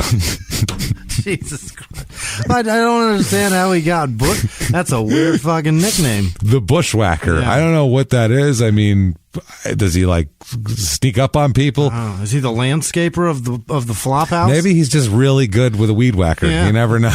He's just it's a bushwhacking son of a bitch. He trims around the trim is spectacular. When Donald be doing it's just amazing the trim that he does. Boy, that boy's a bushwhacker. I'll tell you something. I'll tell you what. So, it's Donald Wayne Gall. He stayed at the house on and off, basically. So he was a flop. He was one of the guys that would just come through and flop. Gross. Jesus Christ, the bushwhacker. He knew all these kids, stayed there sometimes. This time he started staying there in the beginning of March 1988 because he was recently released from the Stearns County Jail after pleading guilty to assaulting his girlfriend. Oh, my God. So, good guy. Yeah. The girlfriend assaulting bushwhacker here, who's 30 years old, is going to hang out with the teens. Now makes sense. Good influence. He punched a chick in the pussy. Perfect. Oh, he did. Bushwhacking. Bushwhacking. He whacked her right in the bush. I think he did. That's a kick probably, though. A punch would be not quite as much. No. You think an uppercut? Maybe a backhand to the bush? No, it's got to be harder. It's a bushwhack. I feel like. No, I think it's a stiff palm. Like a karate. I think it's a stiff palm. That's a bushwhacking. Stiff palm to the pussy. Jesus Christ. The butt of the hand? Yeah, it's the butt of the hand. The stiff palm. It's a bushwhacking.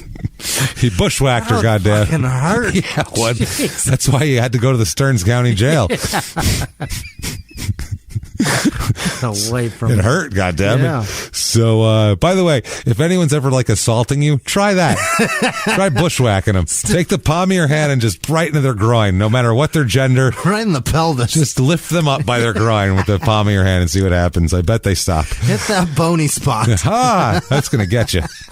Not even the balls if it's a guy. No, just the bone. Bushwhacks you. When you do it, yell at him too. Bushwhack it. And then lick his forehead over and over again. That seems like it hurt. Bushwhacked. Jesus. So, yeah. You could probably break that bone with that. You might be able to. I'll bet you could break it easier with that butt in your hand than punching it. Probably. Yeah, more force. You can really get into it. Hurts you less. You could drive it upward. Yeah. I feel like you could lift someone by their crotch like that. You could just drive them northward with the force of your, like a Street Fighter 2 move, right. You know, when Jean-Claude Van Damme would hit people with the butt of it in the nose and kill them. Oh yeah, you know drive the brain. Yeah, right. You drive could do the that. Nose bone into I'm going to drive your pubic bone into your brain. I'm going to do it different. At minimum, into your spleen. James Claude Van Damme. I'm going to bushwhack you. Bring it. I'm going to fucking lacerate your liver with your pelvis. That's right. Bring it on. Your pubic bone to the pancreas and see how you like that shit, you cocksucker. So, in the assault case in court, Gall said he was also in and out of treatment for alcoholism and has a very bad learning disability. Okay. So Gall, he's very not good all there. No, he's like the guy I've told you guys a few times when I was a kid, Satanic Bill. Yeah. He's Satanic Bill. Right. Satanic Bill was 30 years old. Yep. We were all teenagers. He came through with the traveling carnival, yep. Stayed behind, got everybody in trouble, went to prison because one of my friends told on him for something because the kid was on acid and he couldn't be interrogated for 8 hours. He snapped. He didn't know what he was doing. So this guy sent him letters from fucking prison saying he was going to kill him like twice a week. So he had a stack of fucking letters saying how the creative ways he was going to murder him when he got out. Awesome. And then he got out and came to his house and said, I'm sorry I said that. And my friend let him move into his basement. What? Oh, yeah. My friend's parents let him move into his basement. Not even just him. The fucking parents did. He threatened him for 2 years. 2 years of threats. Oh, boy. Satanic Bill. This is Satanic Bill. They even look similar, the pictures. Why didn't they move out? Right? Leave. Well, they had 5 kids and things weren't going well, so that's tough. Yeah, not a great. That was the family that I described, the little girl flying through the air like the Matrix when the sun kicked her in the chest. Yeah. That's that household. So there's stuff going on, let's just say, happening there. Everybody had one of those in the neighborhood. Yeah. Everybody. That was a mild one. That wasn't even the other. That wasn't even the crack house one I always talk about. That was a different one. I don't have anything I had interesting near. Friends. Nothing near like that. No, they were crazy. All my friends were disasters. We had Crazy Dave who would just shout at walls and shit walking down the street. Was a kid? No. Oh. A fucking probably 50-year-old man. Oh, yeah, one of the lunatic. Neighborhood weirdos? The neighborhood loony. I had Hawkeye and Batman. Those were our two. That were big. So good. Hawkeye looked exactly like Alan Alda. Yeah. And he wore a green army jacket. So he looked he looked like if Alan Alda on MASH embraced it. Decided to not be an actor and just to go live in a corner honor and drink Thunderbird for the next and Mad Dog 2020 for like 20 years, this is what he would look like. Embrace the vet status. He'd sit on the bench. I don't even know if he was a vet. He'd just sit on the bench. No, I mean Hawkeye. Hawkeye, yeah. He'd sit on the bench. That was Alan Alda's nickname on the show. MASH? On MASH, Hawkeye. Was so it that's Hawkeye? Why Hawkeye was his name. Jesus. He was from Iowa. That's why. I hate MASH too, but I just know that. And I also know that's because we all called him Hawkeye. That was everyone. I'm talking for generations. Everyone called him Hawkeye.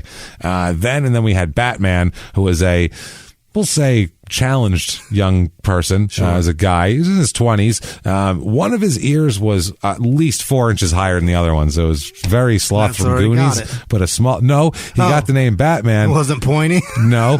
He got the name Batman because he always had the bat signal from... the complete back of his head. Carved in the back of his head. No, that was the hair. The rest of his head was bald, and he had the bat signal. That's not how it's done. Always in hair in the back of his head. It goes at the all other times. So you'd be like, oh, there's Batman. Oh, shit. Oh, man, he's going to knock Hawkeye over. Hawkeye's all fucked up stumbling. If Batman's going to buzz him on the bike and knock him over.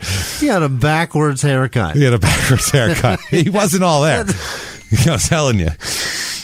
He was like, no, the other way. Yeah. Oh, sure. And it was bald and then just bow. Batman.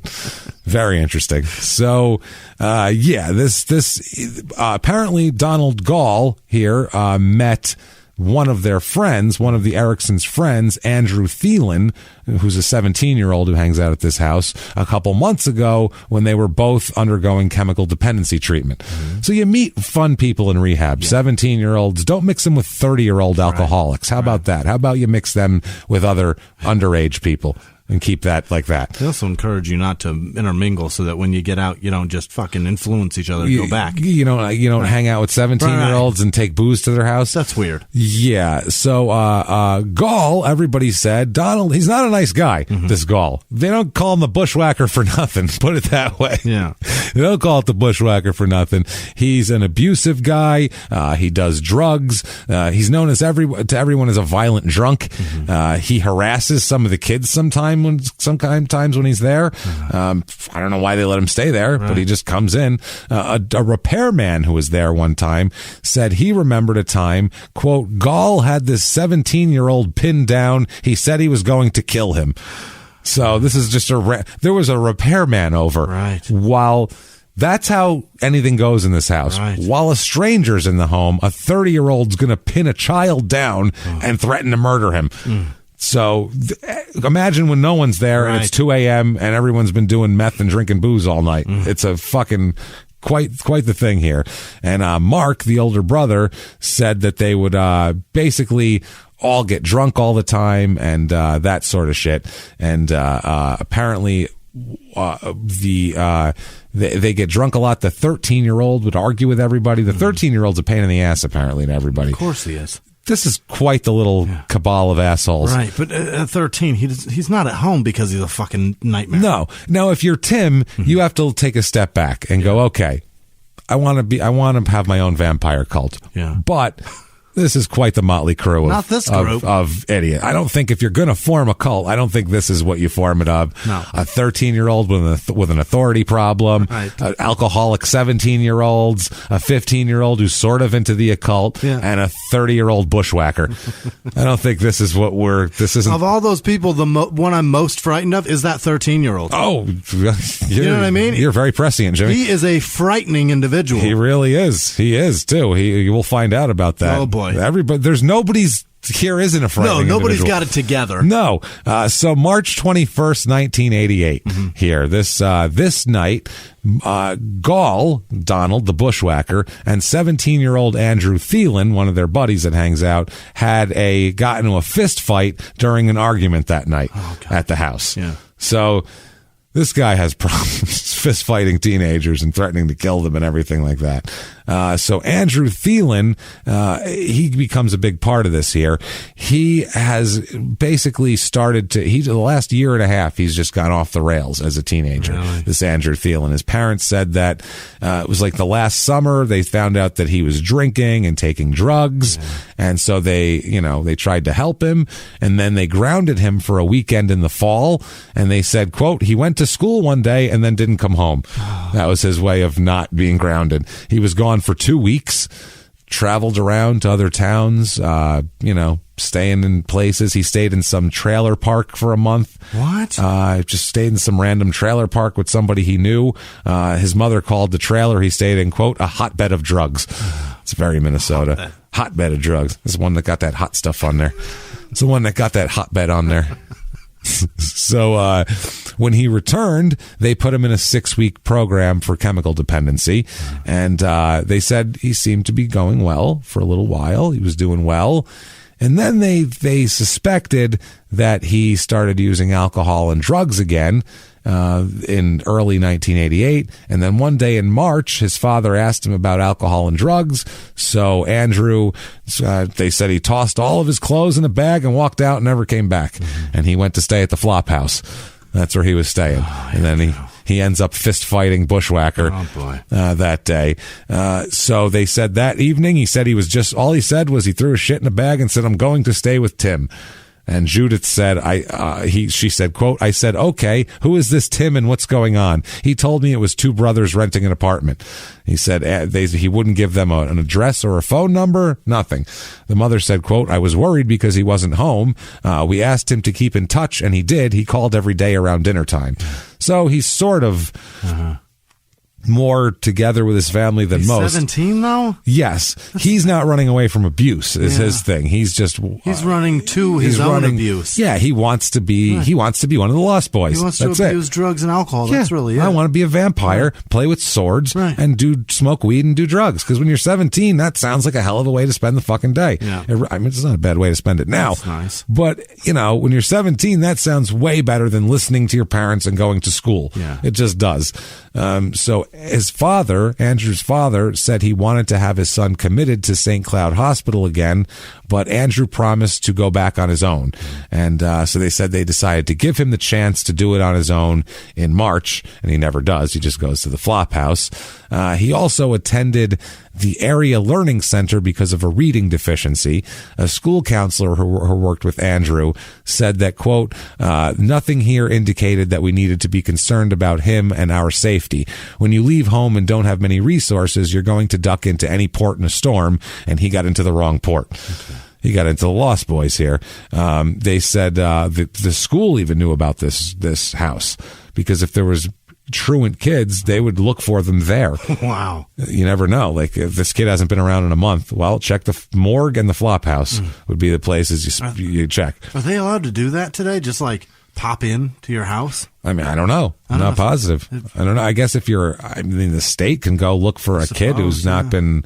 You have to go to school. Right. So, I mean, there has to be, or there has to be some just show up at the front door and be like, I don't know if where's teachers that goddamn kid? Where is he? Right. They should. The principal? I would, you know what? It'd be great if they could, but I think teachers have enough shit going on. Probably. I don't think they need to worry about bringing the kids to school, too. They're probably happy when a couple don't show up. Fucking good. Jesus. Especially that one? 2 less assholes to deal with. The fucking kids that aren't mine. I don't fucking saints. So, yeah, they knew about it there. The principal said, quote, we've talked to as many as 9 kids who have probably stayed there on and off for days. It's unreal the number of kids who had been there. This is the principal of the local school. I guess some of the kids told people in March about what they called satanic ceremonies happening at the house, and lots of talk of vampirism. Yeah. So as March comes around, we're firing up the vampire cult train as this goes. It's starting to get nice outside. It's starting to get nice. It's going to cool off soon. Yeah. We can wear, get out there, and you don't have to have your black park on. You can just have your black, t-shirt and jeans, and I think it's going to be more comfortable for us. Maybe a hoodie at noon. At most, yeah. Not that 1 week in July when it's nice, but the rest of the time. So on March 21st, 1988, this is the night that Andrew and Gall have a fist fight earlier that day. 7 people. This is Erickson boys are here. Yep. The Erickson boys, Andrew Thielen, the 13-year-old is here. Donald Gall is involved in this. Everybody's there. Bill is going also. We'll talk about Bill in a second. They all decided to go camping at Riverside Park. Near St. Cloud on and it's freezing outside. They're going to go camping. People. Yeah, we have homeless people. Yeah, which is what they're doing anyway. Right. You're camping now. Just you have a worse tent than you'd have if you were in the woods. That's all. No tents have fucking holes in the stairs. It's the same thing though. Right. So they all decided to go camping at Riverside Park near St. Cloud at about 11:30 in the evening. They haven't left yet, by the way, to go camping at 11:30 at night. They're going to leave to camp. They're going to leave at 11:30 at night? Midnight when it's freezing outside. It's this weirdest thing because they're all fucking idiots. Yeah. Apparently, Gall arrives at 11:30 at night. He stumbles in what was described as sloppy drunk there. So they all sit and they tell him, yeah, we're going to Riverside Park to go camp. And he's like, fuck, count me in, brother. Woo!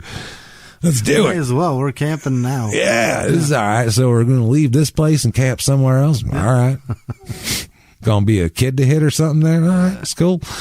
Before they leave, they all smoke some weed for the trip. Steal yourself up. As they're getting ready to leave, everybody's going. This is after midnight.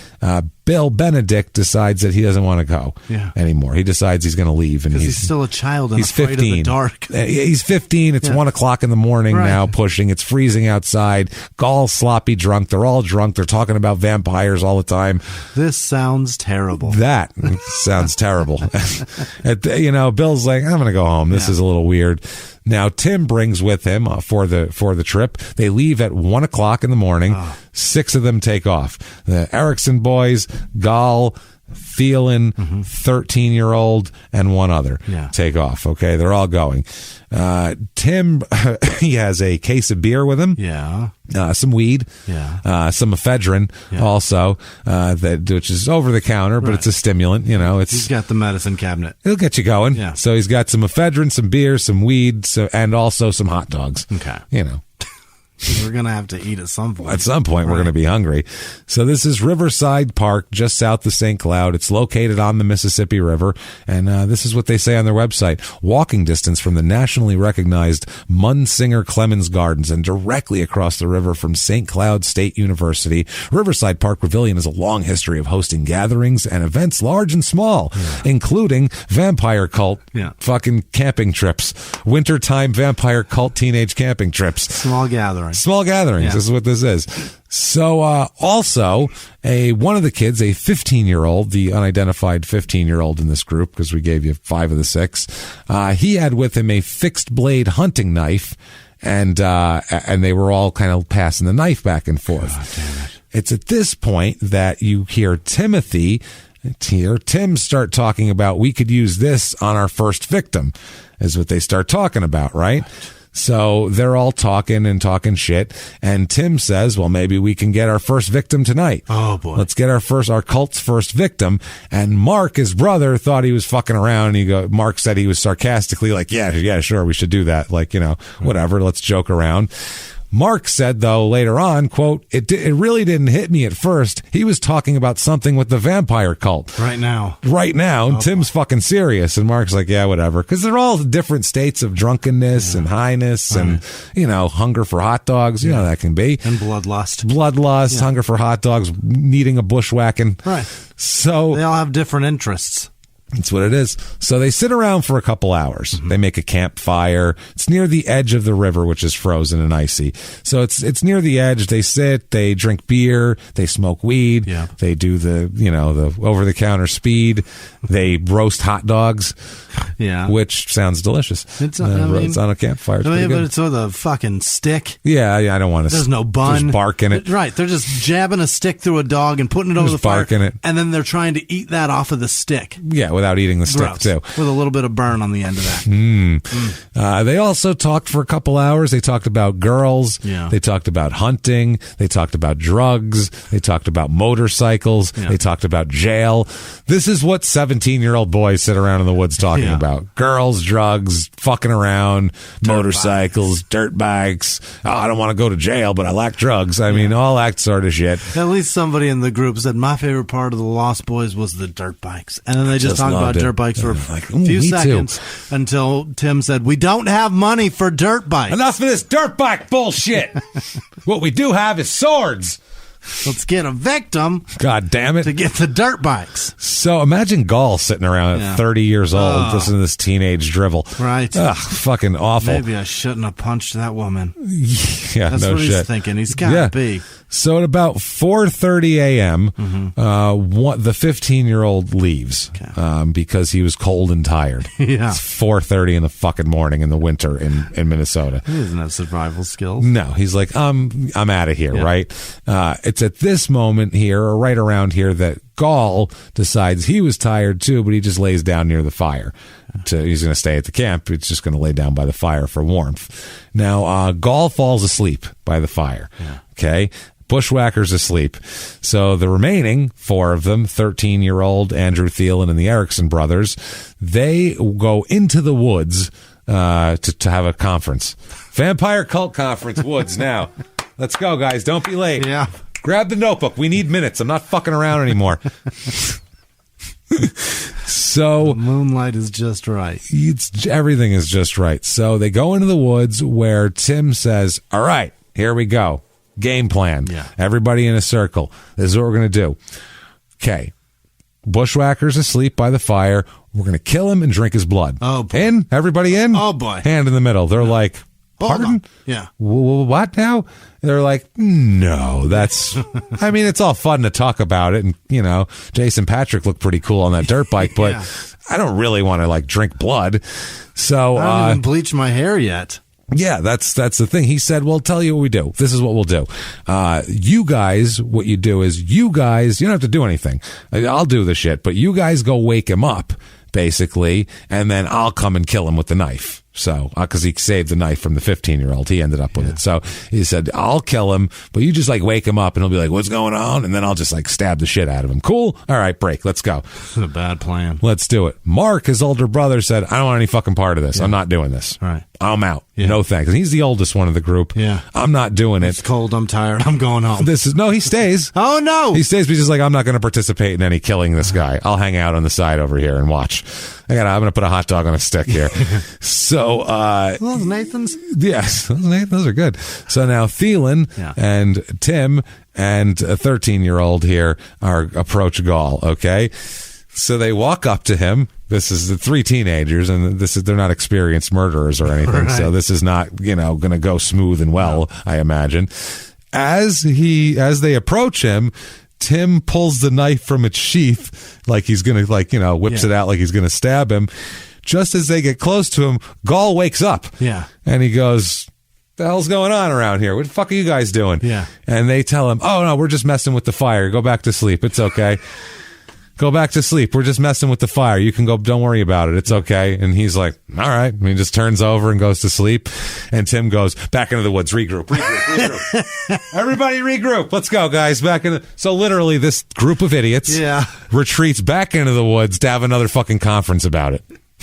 That's how dumb these fucking people are. I do give him a little bit of credit because his plan changed. Yeah. A variable was different. Yeah. And now the plan is not the same. We need to talk about this again. He's still the same guy. He's already awake. Go back in. Yeah, they told him wake him up. Yeah. He's already awake, and they just packed and we're like, oh, just go back to sleep. Never mind. Back in the awake. woods. What do we do now? Shit, now what? What's the starting point? Yeah, this is being in a vampire cult is so much harder than I thought it was. It looks so much easier. Corey Feldman made it really look easy. I'm not sure. This sucks.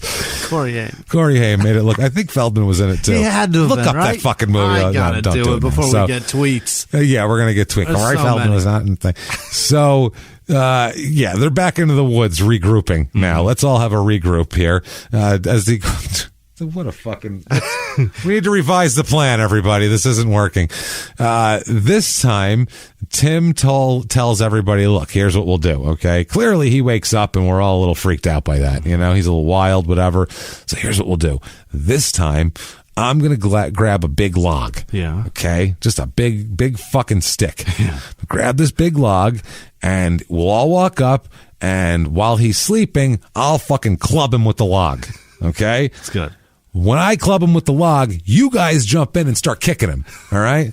I don't know why everybody doesn't get their own log. Yeah. A lot of swinging going on, but I'm going to club him with the log. Then you guys just start fucking jumping on him and kicking him, and you guys really do everything else. And then I'll come in and I'll get a stabby, and then we'll drink his blood. Okay. Deal? And break. Okay, and go. Corey Feldman's in it. And Corey Feldman. On go. 3, Corey Feldman. They were not separate in the 80s. And you know what, though? It's very... Maybe Lucas, that's it. I see him as the guy from The Burbs in it, because that's essentially the role he was the plays same in guy. it. He had that same hair. Well, he was a comic book nerd in the movie. Oh, that's right. Yeah. Okay, so that makes sense. He's essentially the guy from The Burbs. That makes sense. He's playing that role. Yeah, he's playing Corey fucking Feldman. He's playing Corey Feldman, who's still playing Corey Feldman. He never changed. No. So anyway, here we go. Again, Mark is like, okay, as the older brother, he's like, I see that you've revised the plan. Still want no part of it, though. I'm going to take a step back here, not do this. So they return to the campfire. Gall's asleep. Tim has a fucking log in his hand. He's got a big stick, and they come up. As they come up to him, apparently he clubs Gall with the stick. Yeah.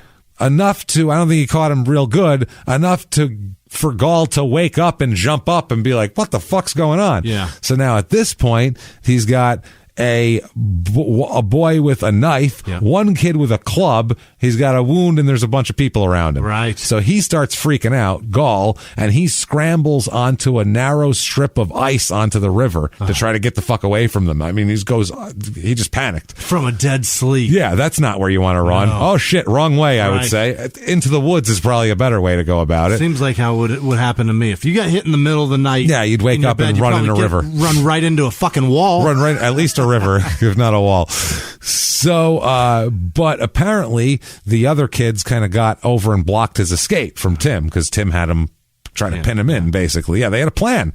So apparently they had him in the back. One of the kids hit him. The other kid started kicking him, and then Tim comes back in with the log and starts clubbing him while he's on the ground. Now, the whole time this is going on, he's beating this man. Gall keeps asking Tim, what's wrong? What did I do to you? Yeah. He's going, what the fuck you doing, man? Right. Why you hitting me with a stick? Why is everybody kicking me? What's happening? I didn't bushwhack you. I didn't even bushwhack you or your mama. Right. What the fuck's going on here? So apparently, Mark Erickson, he remained kind of off to the side. At one point, he urged them to stop, but they didn't. They instead decided to beat and club Gall for 90 minutes. Oh, my God. Not only did they beat and club him, the 13-year-old and Phelan also were kicking him in his head and jumping on his neck as hard as they could. Oh, that's jumping exhausting. Up and down while one person was kicking his neck. The other one was jumping up and down on his neck. And then they'd stop for a minute, hang out, and then just go back and do more. Beat him more. Just keep beating him and clubbing him and kicking him and doing all this. He's still alive, Gall. He's being beaten about the head, face, and neck. Poor bastard. Unconscious, finally. I mean, fucking horrible here. Finally loses all consciousness, and he's out. Yeah. So 90 minutes later, this is 90 minutes of beating. Sustained. Oh, boy. I mean, you have to be, you don't feel remorse in 90 minutes. How do you stop? How do you not stop? Eventually, though, Tim takes the knife and he pulls Gall. He gets Donald, the bushwhacker here, gets him up against a tree, holds him up by the hair and puts his head up against a tree and slits his throat. Yeah. Okay. Obviously, he bleeds to death from a slit throat.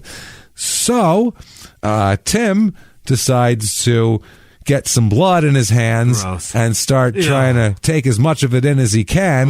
And he and the other two, not the brother, but the other two that are there, they licked the blood off his hands too. Gross. So he was licking the blood off his hands, and he had them lick the blood off his hands, and he said, "We're vampires now! Boy. Yay, we did it!" Or you have AIDS. This is a drifter, right? This is a fucking drifter in the 80s. How much AIDS, hepatitis, fucking anything this guy could have. Jesus, he's in and out of the joint all the time. We don't know what the fuck this guy's doing. He's sucking on his open neck. No, let's drink. God. Let's drink his fucking AIDSy blood. So they do this. Wow, this is interesting here. Now, at the same time, while this is all going on, before the throat cut, the 13-year-old had taken the knife, and he was also, while he was jumping on Donald's neck and head and all that sort of shit, the 13-year-old stabbed him and sliced one of his wrists. Wow. That's when Tim said, "Well, I guess I'll just cut his throat." Yeah. The 13-year-old was trying it too, though. He was the first one to go in with the knife. It was the kid, the youngest one. Because he's a fucking crazy. He's a psycho. Oh, boy. So after this, what they do is Tim takes the bushwhacker's leather jacket and his watch and takes his wallet and empties all his pockets there. They take in his billfold. He had $5. So he's loaded, obviously. They burned his ID and took his leather jacket and his $5. And then Tim announces, of course, quote, "We've got to get rid of the body." Right. What are you going to do? So they push him off the river of ice into open water. And they go, "Problem solved. Done. All done now. Got that. Now, problem solved." Not scientists. I'm not one, and I know that that's not a good idea just not in terms of preservation of the body. Oh, it's freezing that's cold not water. He's going to be in great shape when they find him. It's going to be like that until August. Brand new. Yeah. Until that week of summer in late July. So they do that. Now, at that point, Mark Erickson said that Andrew Thielen, was getting sick. Mark said, quote, "Andy said he felt like throwing up. We were both shaken up about it." So he wasn't real excited about it, but Tim and the 13-year-old were all gassed about this shit. Thielen's not a murderer. Well, he was the one who had the least fucked up background. He's a murderer, obviously, because he's done it. Just the least enthusiastic. He ain't no murderer. No, he ain't one of ours. No. Not one of our people, probably. So as the sun starts to come up, they start, "Oh shit, we better clean up this campsite." One thing about beating someone with a log is that is a decent murder weapon, because afterwards you just put it on the campfire. Yeah. Gone. Yeah. There's your murder weapon. It's gone. Yeah. I always heard a detective like 20 years ago said if he was going to kill anybody, he would do it with a block of ice. He said, "I'd do it in the summertime. I'd get somebody out by a pool, hit him with a block of ice. I'd throw the ice in the pool and walk away, because that shit would be melted by the time anybody found it. No murder weapon. Who knows? Looks like he failed and hit his head." Oh, that's all you could fucking say. I hate that we just gave everybody that. That was a homicide detective in some special TV thing. He said, "How would you get away with murder?" He goes, "Real easy." And he just said that, like, real matter of fact.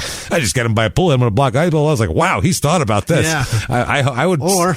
Yeah. His wife's like, "Hey, he made us put a pool in last year. I don't like this. What's going on here?"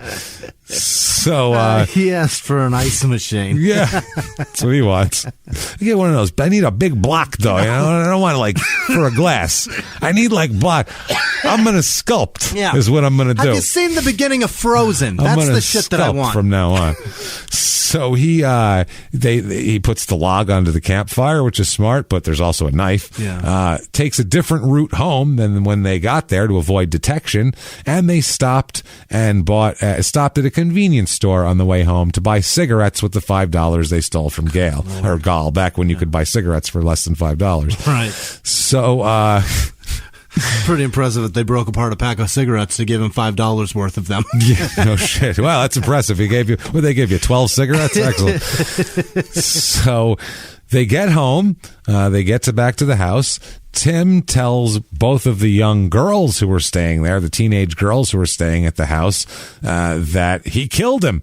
We killed the bushwhacker. We killed him. I beat him with a log, stabbed him with a knife. We threw him in the fucking river. He was bragging about it. He even said, "I drank Gall's blood. I licked the blood from my hands. They all licked the blood. We're vampires." And they were like, "Yeah, right." You know, the girls were like, "You didn't really do that." And so he showed them. He had Gall's blood-soaked jacket. He kept that as a souvenir. souvenir. His blood-soaked jacket and other items there. He's like, well, why do I have this and why do I have that? Right. We fucking killed him and drank his blood.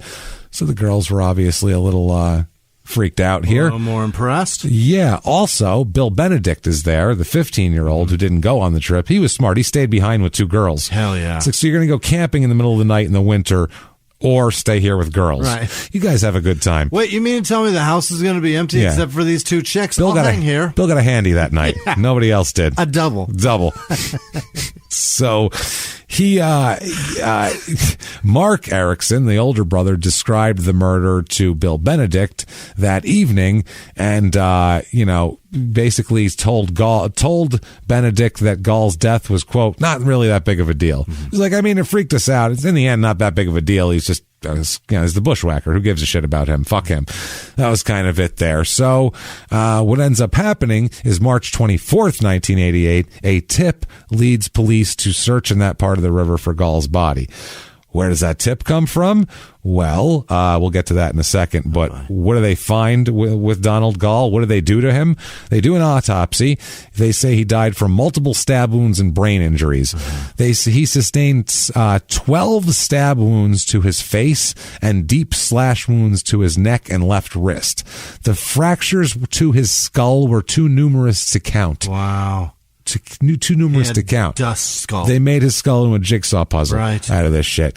The medical examiner said, quote, all I can tell you is that the skull had been fractured so many times that the top of the skull came apart in 4 large pieces. He couldn't put them back together. No, Humpty was done. They fucking beat that kid. They beat this man unmercifully. I mean, that's horrible. They just beat him and beat him and beat him till they got bored of beating him. They're like, I guess we'll just kill him now. What a way to die. Holy shit. They believed the knife was the murder weapon, and they go to the flop house and search the flop house, and guess what they find? No. The fucking knife in the house, of course. So who gave the tip? Well, at 4 a.m. on March 24th, a couple hours before the body was found, a shit-faced Bill Benedict, hammered at 4 a.m., literally wandered, fucking stumbled into the police station. The same jizz dry. Yep, just all out of jizz. He wasn't hot. He wasn't drunk. He was just jizz. I got jerked off by 2 girls. It felt just so good. So I'll tell you. He was so empty of jizz. He wobbled to the police station. All out of jizz. Not a drop left. Not a drop in my body. So Bill, all out of jizz Benedict here. He went into the St. Cloud Law Enforcement Center and reported the murder, shit-faced at 4 a.m. They found him a short distance from there. He was still caught in the ice, this guy. Didn't float very far.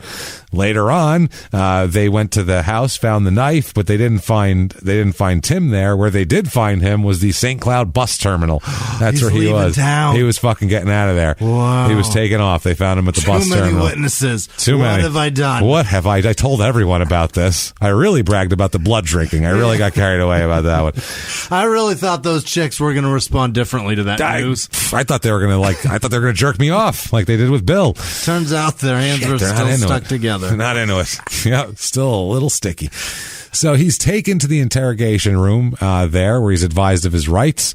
They go through a whole thing where they say you've been advised to your right to remain silent. A whole lot of yes questions. Having these rights in mind, are you willing to give me a statement at this time? Yeah.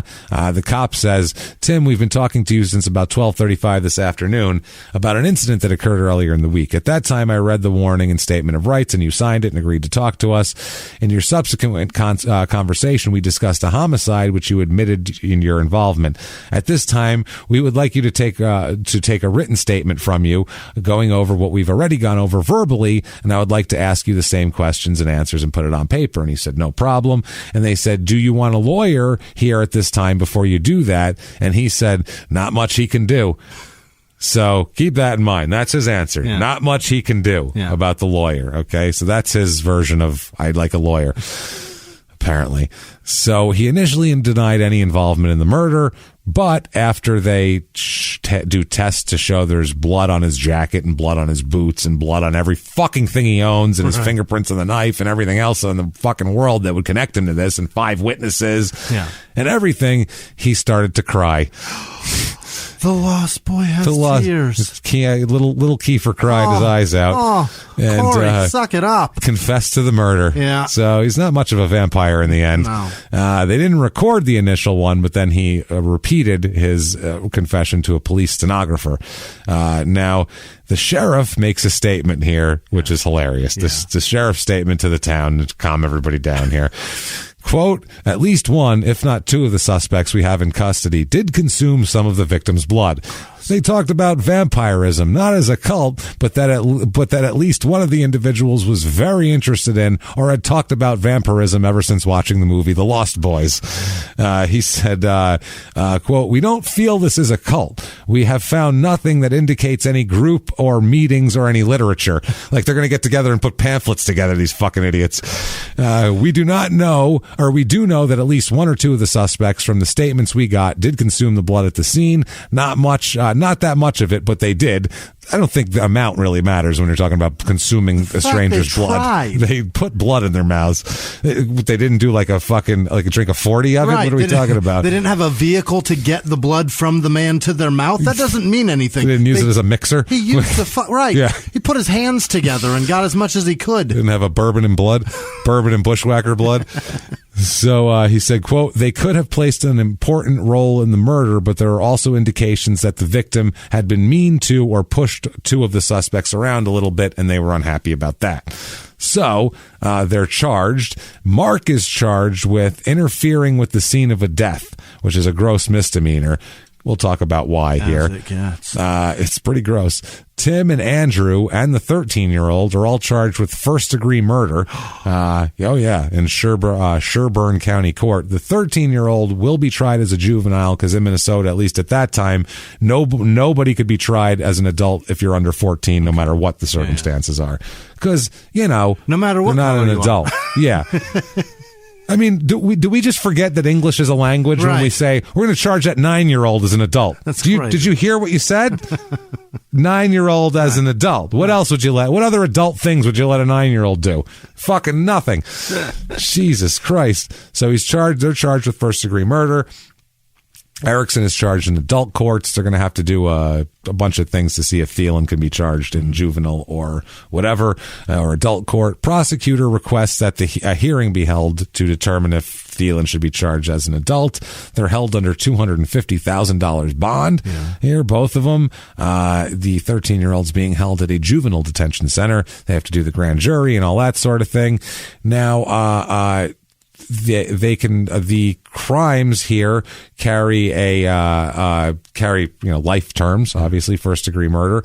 A court appointed clinical psychologist and probation officer recommended that Thielen be prosecuted in the adult system. In his report to the court, he said that there would not be enough time to reform him in the juvenile system, which makes sense. Tim Erickson pleads not guilty, obviously, because he's a fucking moron. And they try to suppress statements made to investigators on the grounds that he was coerced into talking after he denied. He's saying, I said the lawyer wouldn't help much. I didn't say I didn't want one. Right. Which is a load of shit. There's not much he can do, but yeah, get him here. That's what I meant. Please. The newspaper lately, boy, does this go crazy, the local paper. Teenage vampire movie murder killers, crazy stuff. Here's the newspaper headline: Vampire movie may play role in murder. God damn you, Corey.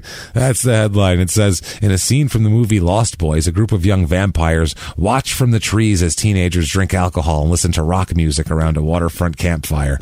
Suddenly, the vampires swoop down upon the startled teenagers, brutally kill them and drink their blood. Fiction seems to meet reality in what may be one of the most bizarre murder investigations in St. Cloud history.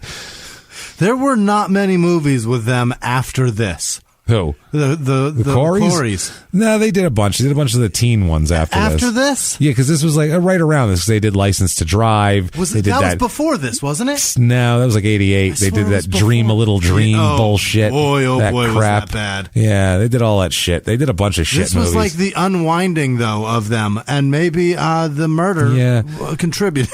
They did a movie in the early 90s as like adults where they were like college age, where there was like a wannabe like dark kind of actiony movie where there's like fuck scenes in it and shit. What? It's got Nicole Eggert from Charles in Charge. Have I seen this? The blonde from Charles in Charge. Hot. She's new to shit banging Corey Haim in this movie. Get out of here. Swear to God, as a teenager, I was like, oh boy, I saw it on Cinemax at like 2 a.m.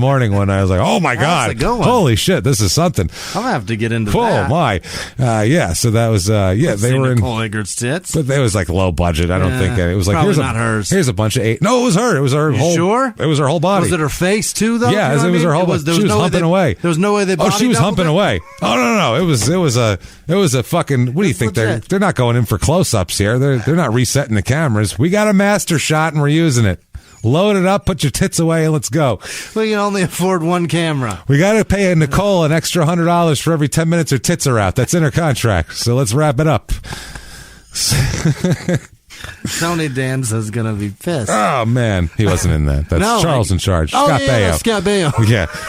I saw Who's the Boss in my head. Fucking racist asshole. I don't know. Some guinea. So some fucking guy that talks funny. I don't know, one of these fucking guys, fucking rigatoni on his shirt. So Mark Erickson, the older brother, pleads guilty to charges of destroying evidence at a murder scene and helping a suspect avoid arrest. He's released on $6,000 bond and is set to be sentenced later on, but part of that agreement is he agrees to fully testify against his brother and Andrew Thielen in all of their trials in exchange for a recommendation of no more than 2 years in prison. Oh, that's nice. For Mark. That's a sweetheart deal. Yeah. The trial for Mark's going to be bifurcated, which means 2 phases, one for guilt and one for sanity, basically, rather than, it seems like a fucking waste, but not to do that all at once. Right. But I guess whatever. So phase 1 is the guilt phase, I guess you want to say. Mark Erickson testifies that he heard his brother and them discussing maybe we'll kill someone on the way to the campsite. He said that Tim repeatedly, beat him for an hour and a half while this man asked, why are you doing this? After calling several meetings about it. After calling meetings about it and having huddles and going back and forth. Now, Tim's excuse is he says he was so intoxicated when Gall was killed that he was rendered incapable of forming either the intent to kill or premeditation necessary to be a first-degree murderer.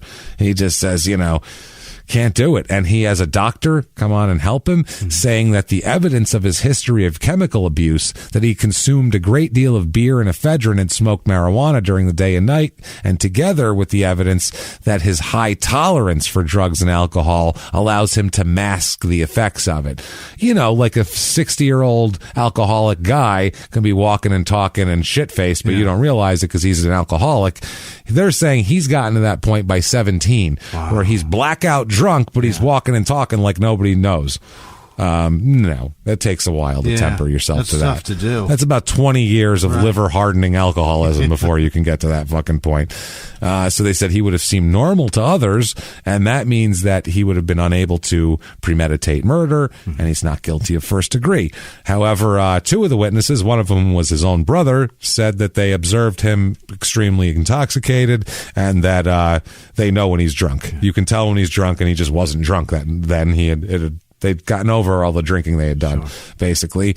Also, they put other evidence of deliberation of the murder, like they have formulated 2 different fucking plans, went into the woods to talk about it, then dragged him to the river's edge and back to the campfire and fucking popped him up against a tree, slit his throat.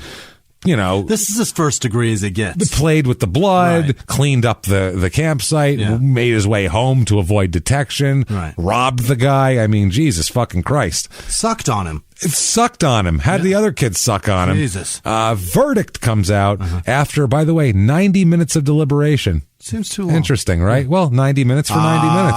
It's not too bad. Great. They find him. So it takes 90 minutes to either beat a man to death or to find him guilty of first-degree murder. So either way, you're fucked if you're for 90 minutes. So in Minnesota. Phase 2, is he crazy or just an asshole? That's basically what this is. Defense attorney tries to show that he's mentally ill. That's his problem. He's mentally ill. They said he watched Conan the Barbarian. They bring this up in court. Yeah. He watched The Highlander. He watched The Lost Boys. He's all fucked up in the head. You don't understand what's going on. The defense attorney said that on that day he'd consumed 51 doses of amphetamine, which seems like a lot. And he said that that's enough to cause psychosis, and he wouldn't have known what he was doing. Okay, sure. They had the mother come on and testify that Tim was a troubled kid who was beaten by his alcoholic father and emotionally abused and all that sort of thing. But during cross-examination, the attorney said, when did your husband stop drinking? And she said 1973. So I don't know how that works. It's been a minute. It's been a few since he's been drunk. He might have beaten them, but he didn't drunkenly beat them, at least since the early 70s. So the county attorney is obviously trying to show they planned the murder. He says, quote, "This was shown when he called the others off into the woods to convince them to help him with the killing. The disposing of the body, burning Gall's personal identification, and taking an alternate route home was all evidence he was trying to cover up what he'd known he'd done. There's a big difference between being mentally ill and having a flawed personality. What he has is a personality problem." He said he's an asshole. Yeah. That's what he is, basically. It's a flawed personality. It's just a bad one. Big difference between legally ill and an asshole. We're going to go with asshole on this one. 2 psychiatrists reject the argument that he's mentally ill. They also diagnose him as an asshole, which is pretty interesting. They say they evaluated him at the St. Cloud, at St. Peter State Hospital, where they were called there, and they said, no, he's just a fucking asshole. They said that he has an antisocial personality disorder and has abused various drugs, but there's no sign of mental illness. He said basically that Erickson, through talking to him, he was cooperative and cheerful during his evaluation. He said he introduced himself as, quote, the vampire murderer from St. Cloud. How you doing, vampire murderer, St. Cloud? Nice to meet you. Nice to meet you. Where's the kids? All right. And he seemed to enjoy some kind of instant celebrity status among the patients.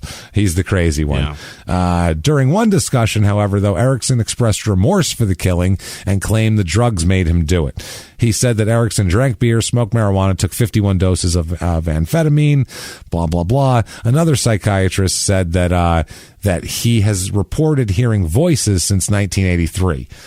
So that would be since 12 years old.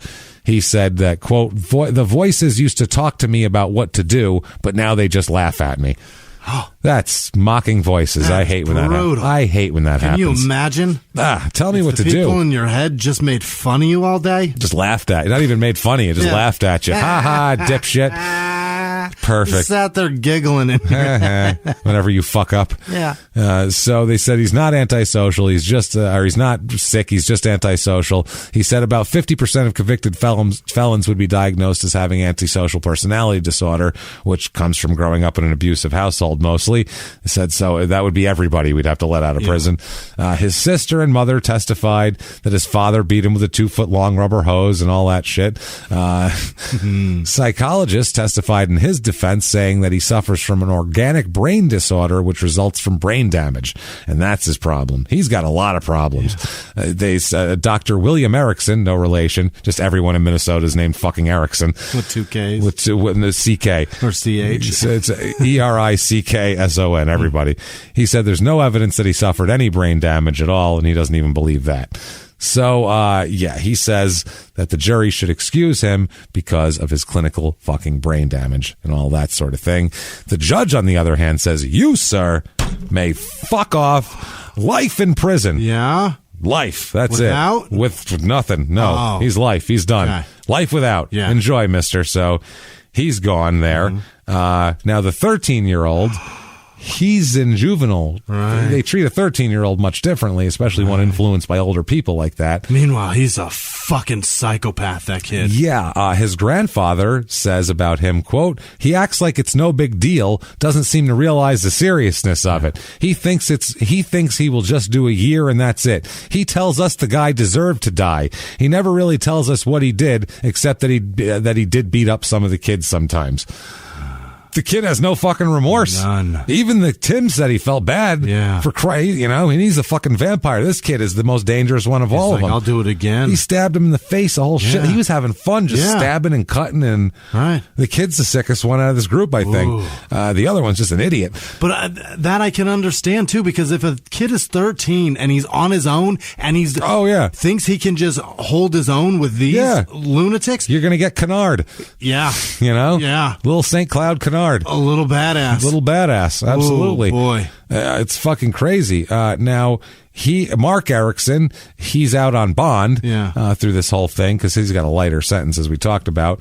He said, quote, I've been living all around. I'm trying to lose people. There's a dude from Montana says he wants to hang Tim and me. He doesn't even know Gall. So now he's getting all sorts of threats. Yeah. People are saying lynch mob out vampire. The fucking vampire cult in our town and all that shit. So he's getting threats all over the place. People making wooden stakes. Oh, coming with pitchforks and stakes and torches. Torches are the word I was looking for. Garlic around their neck. You know it. Yeah. Holy water flicking it at them. Yeah. Let's go. All across it. So 89, he has an appeal. Mm-hmm. He argues that the evidence of his delusional thoughts about the occult and vampires should undercut the opinions of the doctors. Sure. That he's clearly mentally ill. Right. I thought I was in Lost Boys, for Christ's sake. Come on. Clearly that's fucking crazy, right? Yeah. They're trying to find out if he's psychotic, and they figure out he's not fucking psychotic. They admit his 14-page confession, which he claims was coerced, and it was a violation of his right to counsel because he said that an attorney wouldn't help him. He says that he was only 18 years old with almost no previous contact with the criminal system when arrested. Bullshit. Has a history of psychological problems. True. And is addicted to chemicals, and the detectives left his half-emptied bottle of wine on the table before him during the interrogation. Yeah. They left it there, so that made him confess. Okay. He said he had psychological problems and everything like that, but the court said, you weren't coerced into shit. They don't believe that a new trial is required. Even if the confession was admitted improperly, the evidence is so overwhelming, you don't even need the confession. You have everybody else telling us what you did. Right. Your brother told us what you did. We don't need you to confess. So they said the jury heard eyewitness from 2 testimonies, heard testimony from 3 people who he confessed to before he was arrested, showing them physical evidence. All sorts of physical evidence. Keep fucking off. Yeah. No. 2007, another appeal. This is a post-conviction appeal here. He says he's denied a fair trial, prosecutorial misconduct, judicial misconduct. The whole system's on trial, Jimmy. Ineffective assistance of trial counsel. You're out of order. You're out of order. I'm out of order. Ineffective assistance of appellate counsel. Everybody failed me. You all got what you wanted. She got what she wanted. You got what you wanted. Everybody got what they fucking wanted. Bang, bang. Sorry. He's punching trucks. I went into a love after lockup moment there. He had a Chevy pickup truck driven into the courtroom so he could beat it up. So he could beat it just for that. It was a unanimous decision to uphold the conviction and the sentence here. They said this is insanity, but you're not quite that insane. No. So go fuck yourself here. He claims prosecutorial misconduct is my favorite on this one. You tell everybody you drank his fucking blood. Yeah. How are you going to say that they misconducted anything? Jesus fucking Christ here. So after that, he's kind of shit out of luck, except for 2014. He's got another appeal here. He files a petition for post-conviction relief. He alleges his appellate attorney had been ineffective for allegedly failing to investigate his claims and instead improperly relying on trial counsel and crafting a strategy on appeal. He claimed that he had newly discovered evidence to support his claim. Brand new evidence. Yeah, there's no there. The Supreme Court with the trial court agreed with the trial court that the letter that he had did not constitute newly discovered evidence, and the case is sufficient to eat shit and die. Keep fucking off. He's in jail. Here he is in jail. He's got the flattest top I've ever seen on a man. That guy drank blood. He drank some blood. There he is. Lord. He is in life. Yeah. Expiration, anticipated release date, life. Expiration date, life. Fucked. His caseworker's on here if you want to contact her. Back up. He's kind of a chubby Timothy McVeigh. He kind of looks McVeigh-ish. I think it's just a flat top, though. He's a white guy with a flat top. But he looks way different. I'll post his teen arrest picture on social media. Yeah. And that'll be the picture we post. He looks way different in that. So that's him. That is St. Cloud, Minnesota. What a place. That is the vampire cult murders of St. Cloud. Murder of St. Cloud. That kid's out by now, probably, right? That 13-year-old? Oh, yeah. I think he did a year. Oh, I think he did like a year or two. Everybody's out but Tim. Oh, Jesus. Tim's going to be... Oh, his name's Tim, too. Yeah. And he looks very McVeigh. Yeah. Wild. Tim Erickson. Yeah. So he's in there. They're all... That's that. I mean... Nobody even really mourned Donald Gall, so it's like one of those. Yeah, he had a bad end. Yeah. He had a shit life and a bad end, and he wasn't a good guy from the start. The poor guy's life was fucked. He had a pretty fucked life, and that's a bad way to end life for anybody. That sucks. But if you like that story, you know what you can do. I know. Get on Apple Podcasts, give us 5 stars. Doesn't matter what you say something. It helps drive us up the charts. It really does help on the business end. We have no fucking idea why. Go to shutupandgivememurder.com for everything small town murder and crime and sports. We have all sorts of new merch up there. There's masks on there that go all to charity. Any kind of anything you buy, every dime goes to charity. So check that out. Well, on the masks anyway. The rest of the shit is for us because we need to make a fucking living too. This is tough because all of our live shows have been moved to the end of the year and we're not getting that. So that's another thing you can do is buy tickets to live shows. Right. All sorts of live shows coming up. Hopefully they'll be happening starting in July.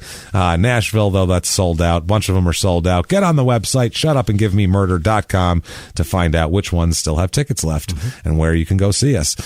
Do all of that. Follow us on social media. We are at Murder Small on Twitter, at Small Town Pod on Facebook, at Small Town Murder on Instagram.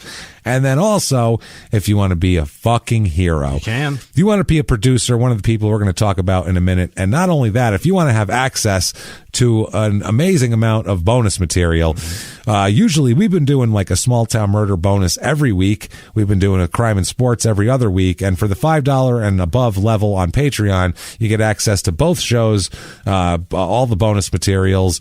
And we try to do different stuff. Sometimes it's like a miniature case of Small Town Murder, like an hour-long case. Sometimes it's like we're going to release as a bonus episode this week. We do a fun thing. We do like the all-violent felon edition of the prisoner dating game. It's a good time. Which is amazing. And that's the bonus episode we're going to release this weekend, just to show you guys what we do on Patreon. To give you an idea of, you're like, I don't know, is that worth $5? Check it out. It's worth $5. Do that right now. That is patreon.com/crime and sports. Or if you just want to be a nice person and give us a few bucks on PayPal, you can do that using our email address, crimeandsports@gmail.com. Also, if you want to leave us a voicemail, we do that sometimes, do some voicemail questions. We have a voicemail box, 602-759-0606 for whatever you want to say there. And that said, you know what? I've heard about vampires and blood drinking and all this crazy shit. The only thing that'll make me feel better right now, Jimmy, is to hear the list of the greatest goddamn fucking people on the face of this earth. Hit me with them and push me in an icy river, Jimmy. This week's executive producers are Donna Lindakey, I believe so. Sure. James Bray, Heather Allen, Asha Gilmore, Procyon, and Merkava, I think. Yeah. Whitney Gregory, Brad Dunafin, Brandy Amanda. Yeah. No, Brandy. It's just Brandy. Hey, Brandy. Amanda Russell. Lisa Martin, Ulysses Urena said happy birthday to his wife and didn't say her name. Well, happy birthday, Ulysses' wife. Happy anniversary. Or anniversary. Happy birth-anniversary. Christine, congratulations on being married to somebody for an entire year and forgetting who they are. Good job. Christina Lehman. Also Jessica Barfield, Aaron Riley, I believe. Oh, boy. I don't know. Megan Pavey, Filthy Dick. which I believe was supposed to be Filthy Dick, right? Yeah, I believe so. I caught you, Phil. It's not your name. Brazelton Nuring, Caroline Stevens, Michael Humecki, Joyce Rudzik, Megan with no last name, Jessica Matthews, Brandon Wolf, okay, Tanya Volanik, John Sardo, Louis Tidrick. What did I do? I think it's Tidrick. He donated both ways. Well, thank you. Yeah, he got us both ways. Fistic as shit. Jordan Bennett, Justin Haynes, Jessica Christensen, Era Abrahamian, G.S. Thomas, Julie Kinsey. Hang in there, Julie. It's tough stuff. I know it. What is this? Rachel Autry Hunter? No, probably not. Jax J, Will and Nicole Feliciano. That's the Italian fellatio. That's what that is. Perfect. I think that's what that is. Yeah, it Shannon is. Right. Kinney, Chris Earnshaw, Brad Applegate, J.L. Russell, Ashlyn Lee, Trey Stay Lit. He does. I know that for a fact. Good for you, Trey. You too, Chief. Douglas Collins, Jason Orzakowski, David and Marianne in San Diego, Brenton Mead, Kevin Spilker, Tracy Reed, Amy Ellis, Morgan Morrow, Blue Kieran, what is that? What did I do? Me fail presidential, the impossible. I don't know what that means, but I dig it. Alexandra in fucking Canada wrote us a nice letter. She is blind, and she approved of our blind jokes. Sweet, thank you. Was nice. That's awesome. Because there's nothing worse than a blind person hating you. Blind people have great senses of humor, by the way. I've met a few. They always have a good sense of humor. Well, Alexandra certainly does. The other producers this week are Anthony Peregrine. He donated both ways. Kurt Lawson, Rick Walls, Maria Soblikowski, Sobkowitz, Robert Zunikoff, Jennifer Belsan, David Bouchier Hayes, Jared Brown, Thomas Smith, Jackie Sukop, Ryan Sargent, Jody Fisher, Nathan Adam Brown, Mia Konstraka, what is that? Kanstranich? Nope. Constran Stitch, Ashley Vio, Kristen Carlson. No, that's Preston. Sorry. Oh, boy. Alex Casali, Melody Agafo Teo, Mackenzie Miller, Trey Valkanar, Carl Kirshner, Christy Hansen, Janice Hill, Elliot Gibbons. What is this? Katrina Matijic.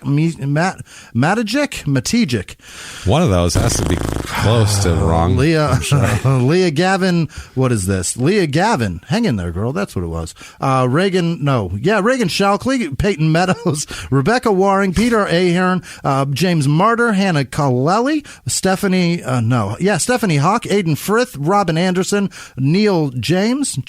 He donated both ways. Thanks, Neil. Thank you. Brooke Kale, Craig Ventura, Robin Anderson, Howard Flowers, Amanda Justice, Deborah. Nope. What is that? Oh, Gary Howard. His wife's Deja's birthday was just a couple weeks ago, and he fucking messaged me, and I missed it. Sorry, man. W. Witt or White or Witty, one of those. Amanda Justice, Chad Lavareri. No, Lavarier, Tony Santos, Mitchell Mari, maybe. Nate Sage, Krista Walker, Claudile. What is this? Claudelize? No. Claudeliz? Alvarez? Tamsin Harkery? Caleb Ward? Southern Dirty Mama. No. Party Mama. Hey, there we go. Whatever. She's a nurse, and she's doing fantastic work. Thank you very much. Thank you. Amanda Knight, Tyler Gwill, Abby with no last name, Jamie Maddox, Morgan Walker, Sarah Kalin, Jennifer Prater, Nicholas Blinzier, Shauna Hollingsworth, Linda Baird, Jenny Shores, Nathan Little, Amateur Road USA, Decal Wolf. They make stickers, and they want to holler at us. Cool. Elizabeth Leonard Leatherland. Jesus. Paul Burns. Giovanni Lorenzo, Diane, no, that's Dion Horn. Let's see here. Where did I go? Yeah, Jamie Maddox. By the way, a Mattock was in the show last week. Yeah, that is a fucking hatchet, not a knife. No. It's fucking horrifying. It's a hunting hatchet. So he went from a Bowie knife to a hatchet to a gun. Right. He was escalating. Pretty good way to escalate. Delphina Homan, Francisco Medrano, Dave Brown. I think that's Dave. If it's Dale, I apologize. Golden Wars 60 65. That's the equivalent of a pissing match, I think. Yeah. Sayaka Matusawik? No. Matsukawa? Close.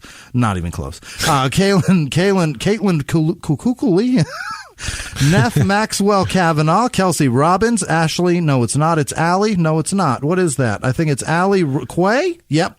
Fish Gerald, Juliet Hughes, Neff with no last name, Finn Webster, Angela Ford Sigum, Okay. Leah Kelly, Cynthia Cooper, Debbie DeCote, Lindsay Dykes, Azamatha, Azamatis, Duckshaw, Buck Shank, Jerry Hutton, Madison with no last name, Jacob Cole, Michael Gruner, Elizabeth Compton, Jessica Shackleford. Why is that so hard for me? I don't know. Andrew Tracy, Candace Kennedy is back. Thank you, Candace. Thad Dodds, Aaron Gomez, Jamie Infantes Ward, John Buford, Luke Casey, Elizabeth Manriquez, James Hansen, Bobby Evans, Luke Casey, I said that. Joseph Eddington, Catherine Hennessy, Whitney Edwards, Sarah Gallant, Caitlin Picard, Emily Williams, Sean P. Kincaid, Crean. Fuck. Kelly Strayed donated $6.66. I dug that just for whatever reason. Olympia Buckingham, Tracy Dana, Steve Kowalczyk, speaking of cool chick, Cody Plattner, Phil Cantwell, Kyler Stotman, Jess Driver, Scott Hollingsworth, Nolan Regenweather, Lisa Sutak, with a question mark, Karen Chelene, Desiree Smith, Blanca Singh, Carrie with no last name, Jason Cherry, Emma Mitchell, Denise Rise, Suwook Huang, Amanda Berrigan, Tracy Thomas, JC Gonzalez, Jake Gonzalez, hey. Rory White, Cindy Dew, Beth Sutherland, Lisa Womack, Johnny Griff D, Orif, Jeffrey Swank, Carmen Peltier, D. Taylor, John Rogers, Javon Betts Beisner, Tiffany Defabritis. That sounds terrible. That sounds like a disease. Sounds like your bones are falling apart. I'm sorry you have that. Debbie Laura and E.J. Hausler, William Peterson, Brandy Tort. I don't know what I wrote. John Engsener, and Gesser. Yes. Julian Webster, Mallory Udy, Amelia with no last name, Heather Melling, Lindsay Cooper, Shauna Nicole Rains, Alex Warner, Taylor with no last name, Edward Brock, La Babe, Carrie Brazel, Sarah Normal Activity, Jessica Landry, Nicole with no last name, Stanford Hedgert, Wendy Miller, Stan Favorites. Oh, that's what it is. Lucy Statura. Okay. Listen, it's her birthday. I don't know. Well, happy birthday to you. And her favorite son, Stan, said happy birthday. Well, happy birthday. Catherine Haynes, Stephen Bailey, Sonny Thomas, Giovanni Gibellino.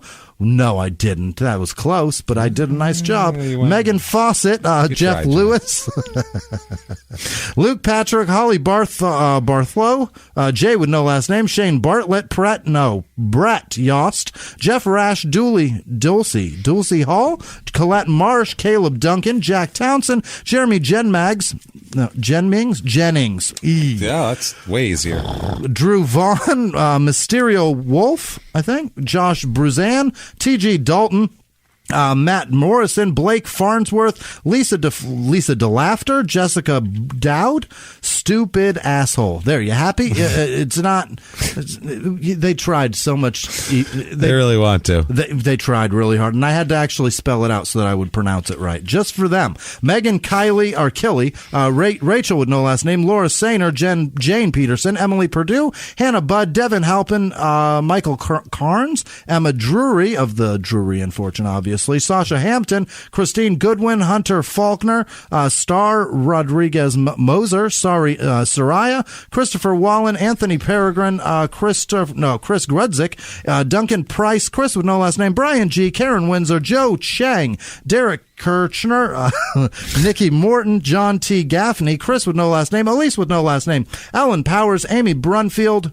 Akila Bonner, Tisha Alberts S. Oh, I don't know. I have a period there. M. Guthrie, Brooke Crawford, Haley Coman, or Common, I don't know, or Goen. Izzy with no last name. Cello L. Shauna Cope, S. Sins Keep, Caitlin Morgan, Colton Lowry, Izzy with no last name. Meredith Kumel, Josh Elul. Jocelyn Swearingen, not her last name, but that's pretty cool that she did that. Wow. Lynn with no last name, David with no last name, Tyler Smith, Alex Castro, Cheryl Dodge, Roseanne Robinson,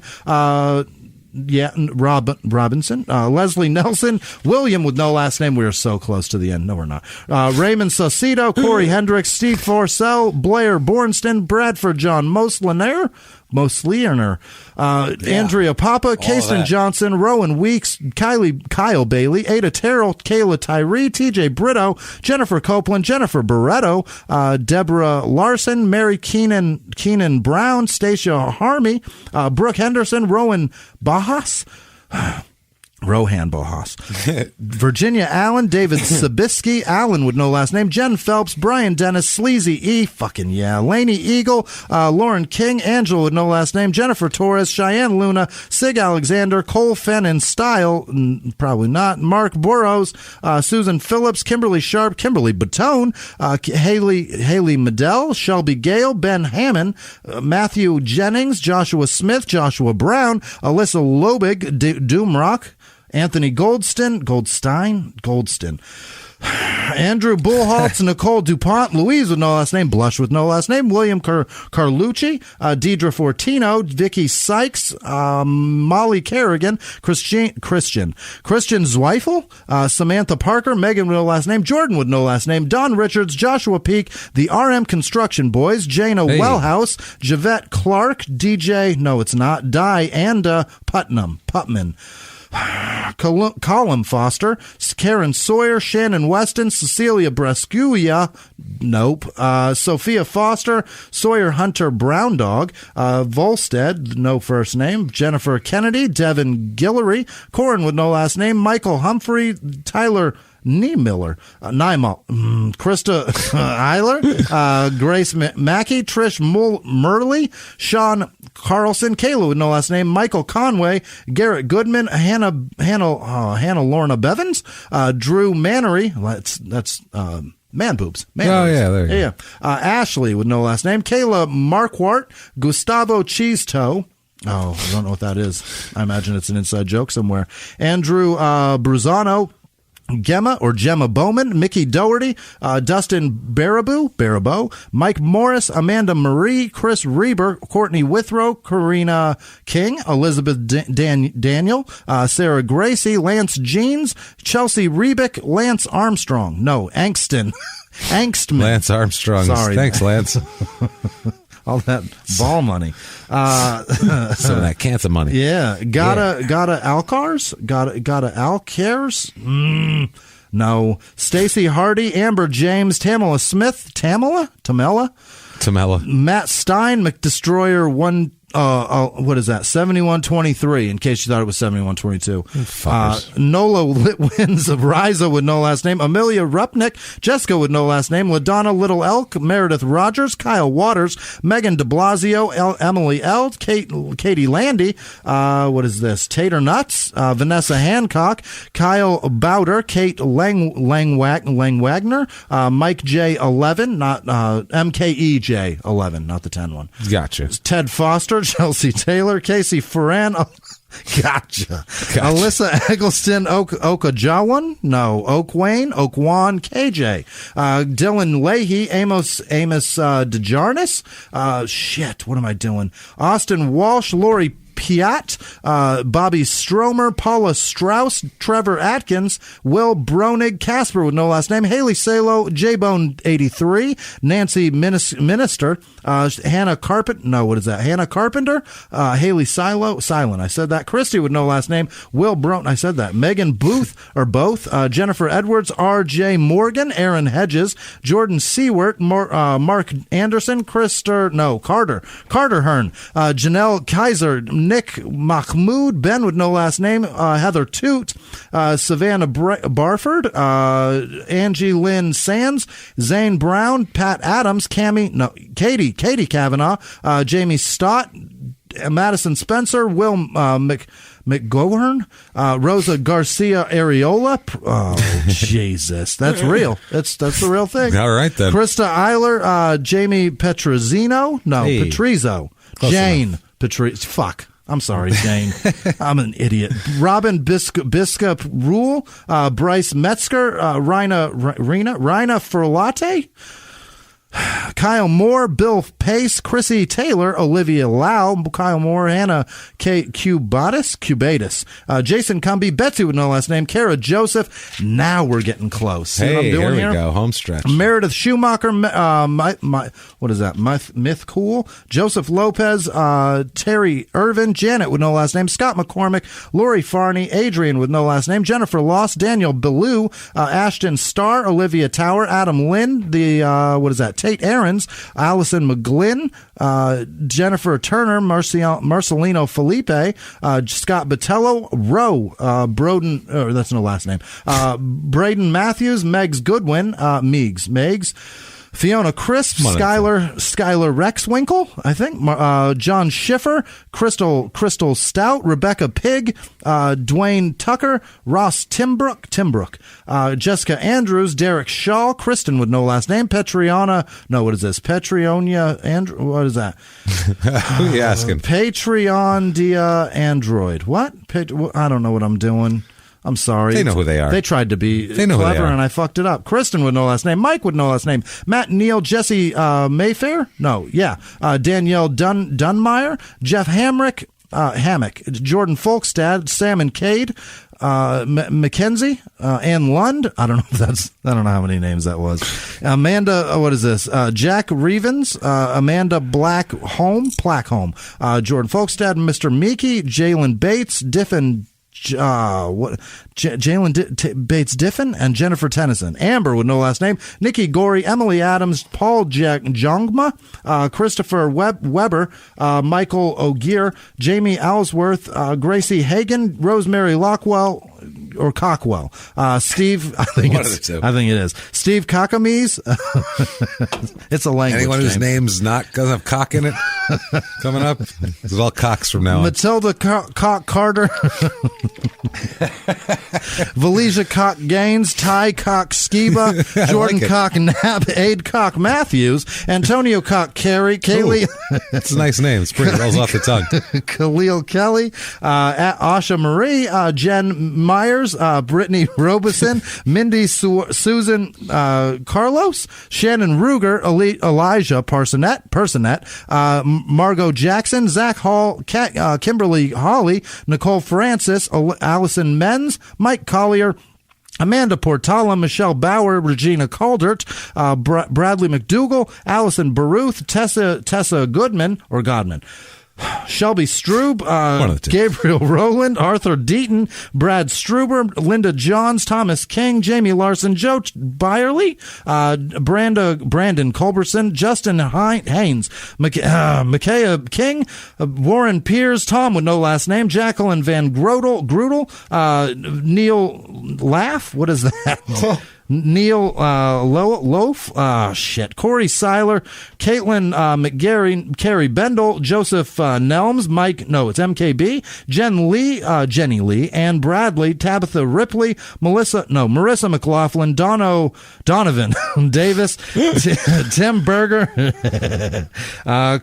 DeBlack, Rue Lee Story. It'd be easier if they all just had cock in them, wouldn't it? Michelle Cock McMorris, Sarah Cock Grove, Ryan Cock Sheehan, Jeff Cock Conover, Paul. See how much easier it flows for you? It's just more natural. Ricky Cock Clark, Will Cock P. Ricky Cock Clark is my favorite for some reason. Sorry, Ricky Cock Clark. Savannah Allen, Nicole Moon, Kaylee Faye, Leah Heath, See, you're right. It's because I got time in between the name when I say cock, because that rolls through. Then my brain starts to process the last name. Exactly. Matt Nasser, Janet Crosscheck, Ewan Eddinge, Zach Hall, Alex with no last name, Kimberly Hawley, Mikhail Erickson, Krista Schmidt, Amber with no last name, Michael Gallagher, Jeff Stanton, Tyler William Crew, Dallas Martin, Dylan with no last name, Lisa Kaufman, Colin Spencer, Matt Natwisip, I'm never going to get that one, Nathan Sullivan, Jenny Neighbors, David Drake, Brian Drangshort, Schultz, Jay Philly, Josh Frausto, Leah Nicole, April Moore, Anthony McGuire, Paul Cock Lee, Bill Cock Bailey, Lindsay Cock Hardy, Joe Cock Colucci, Nicholas Kolisnikov, Kolisnikov? Yes, Kolisnikov, David Bagshaw, Veronica Price, Dallas Martin, Tyler William Cruz, Jeff Stanton, where did I go here? Nicole Francis, Mark Davis, Brenton Mead, Sean N., Elizabeth Hansen, Wifcat, Ethan Judd, Austin Osment, Jeff Stein, Padraig Murphy, Joanne Bagley, Tim Baker, Emma Kisu, Laura Carson, Samantha Stafford, Yvonne Ostatke, I think. Sure. We're there. We're right here. It's Stephanie right Cruz, Ian Woodhams, Mariah Plotkin, Heather Legg, Laura Ellen Burtsfield, Alexandra Kakonovich. Yep, Kakonovich. See how much easier it's it so is. Much easier. Connor Cock McKelvey, Austin Wood, and his cock parents. Hey! What? Thanks, cock parents.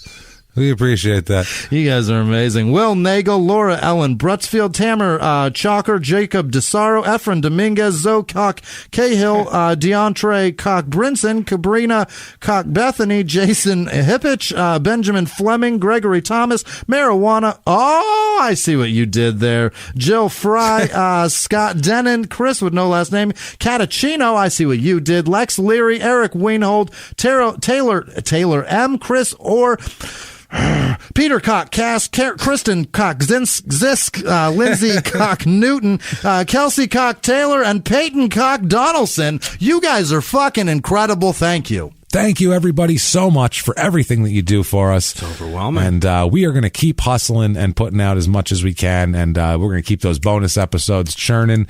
This week, we've done a lot the last few weeks. We needed a week with no bonus episode to handle some family shit, so get that in. But life happens, no matter what. It does happen. It doesn't stop because of the pandemic. No, or because of anything. We still have to do goddamn shows here. Yeah. And then family shit still happens. Family shit still happens. Your kids still need you to do things and fucking help them with stuff. So we're going to do that. And but next week we will have bonus episodes of both shows. Oh, boy. So you're going to get a whole, tell me about it. I'm like, a lot of research coming up. Yeah. But that's, what if people wanted to get a hold of you, Jimmy? How could they do that? What if they wanted to tell you something? You could find me at Whisman Sucks, WHISMAN Sucks on Twitter and Instagram, like Sarah Kalin did. It's her birthday. I don't know if you know that, James. Happy birthday, Sarah. Happy birthday. Thank you so much for everything you guys do. Where can they find you? That rhymed. So much you do. Where can they find you? You can find me at Jimmy P is Funny, or just copy and paste my name from the show description. Do it that way. Also, vote for us for the Webby Awards. Yeah. Do that. I don't know how you do it. It's Webby Awards, and you find it. You know what? I know where it is. We're up for the comedy version, best comedy podcast. We're also up for like the People's Choice Award. Right. So we're not going to win the People's Choice Award because we're up against like YouTubers that have way more following. It's a ridiculous amount of followers. Yeah. So, but you guys you got us in like second place right now. So if we can do that, man, we're happy that thank you so much. We don't care either way because like vote.webbyawards.com. That's there you where go. It is. Perfect. Do that. Like I said, do it if you feel like it. It doesn't really matter to us if we fucking win a thing or not. Like Tribe Called Quest said, this for fucking awards. Never let a statue tell me how nice I am, as Fife Dog once told us. Yeah. So fuck it, let's do that. Rest in peace, Fife. Rest in peace, Fife Dog. Is Fife Dog dead? He's dead. Oh, that's a shame. I love Fife Dog. Damn it. Well, fuck it. What are you gonna do? That said, copy and paste my last name, whatever, show description, at Jimmy P is Funny. You know how that fucking works.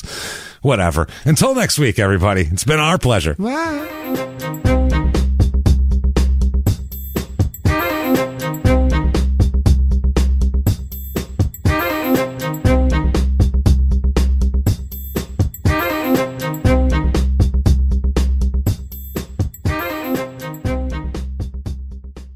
If you like Small Town Murder, you can listen early and ad-free now by joining Wondery Plus in the Wondery app or on Apple Podcasts. Prime members can listen early and ad-free on Amazon Music. Before you go, tell us about yourself by filling out a short survey at Wondery.com/survey. He was hip-hop's biggest mogul, the man who redefined fame, fortune, and the music industry. The first male rapper to be honored on the Hollywood Walk of Fame, Sean Diddy Combs. Diddy built an empire and lived a life most people only dream about. Everybody know ain't no party like a Diddy party, so. Yeah, that's what's up. But just as quickly as his empire rose, it came crashing down. Today I'm announcing the unsealing of a 3-count indictment, charging Sean Combs with racketeering conspiracy, sex trafficking, interstate transportation for prostitution. I was up. I hit rock bottom, but I made no excuses. I'm disgusted. I'm so sorry. Until you're wearing an orange jumpsuit, it's not real. Now it's real. From his meteoric rise to his shocking fall from grace, from law and crime, this is the rise and fall of Diddy. Listen to the rise and fall of Diddy exclusively with Wondery Plus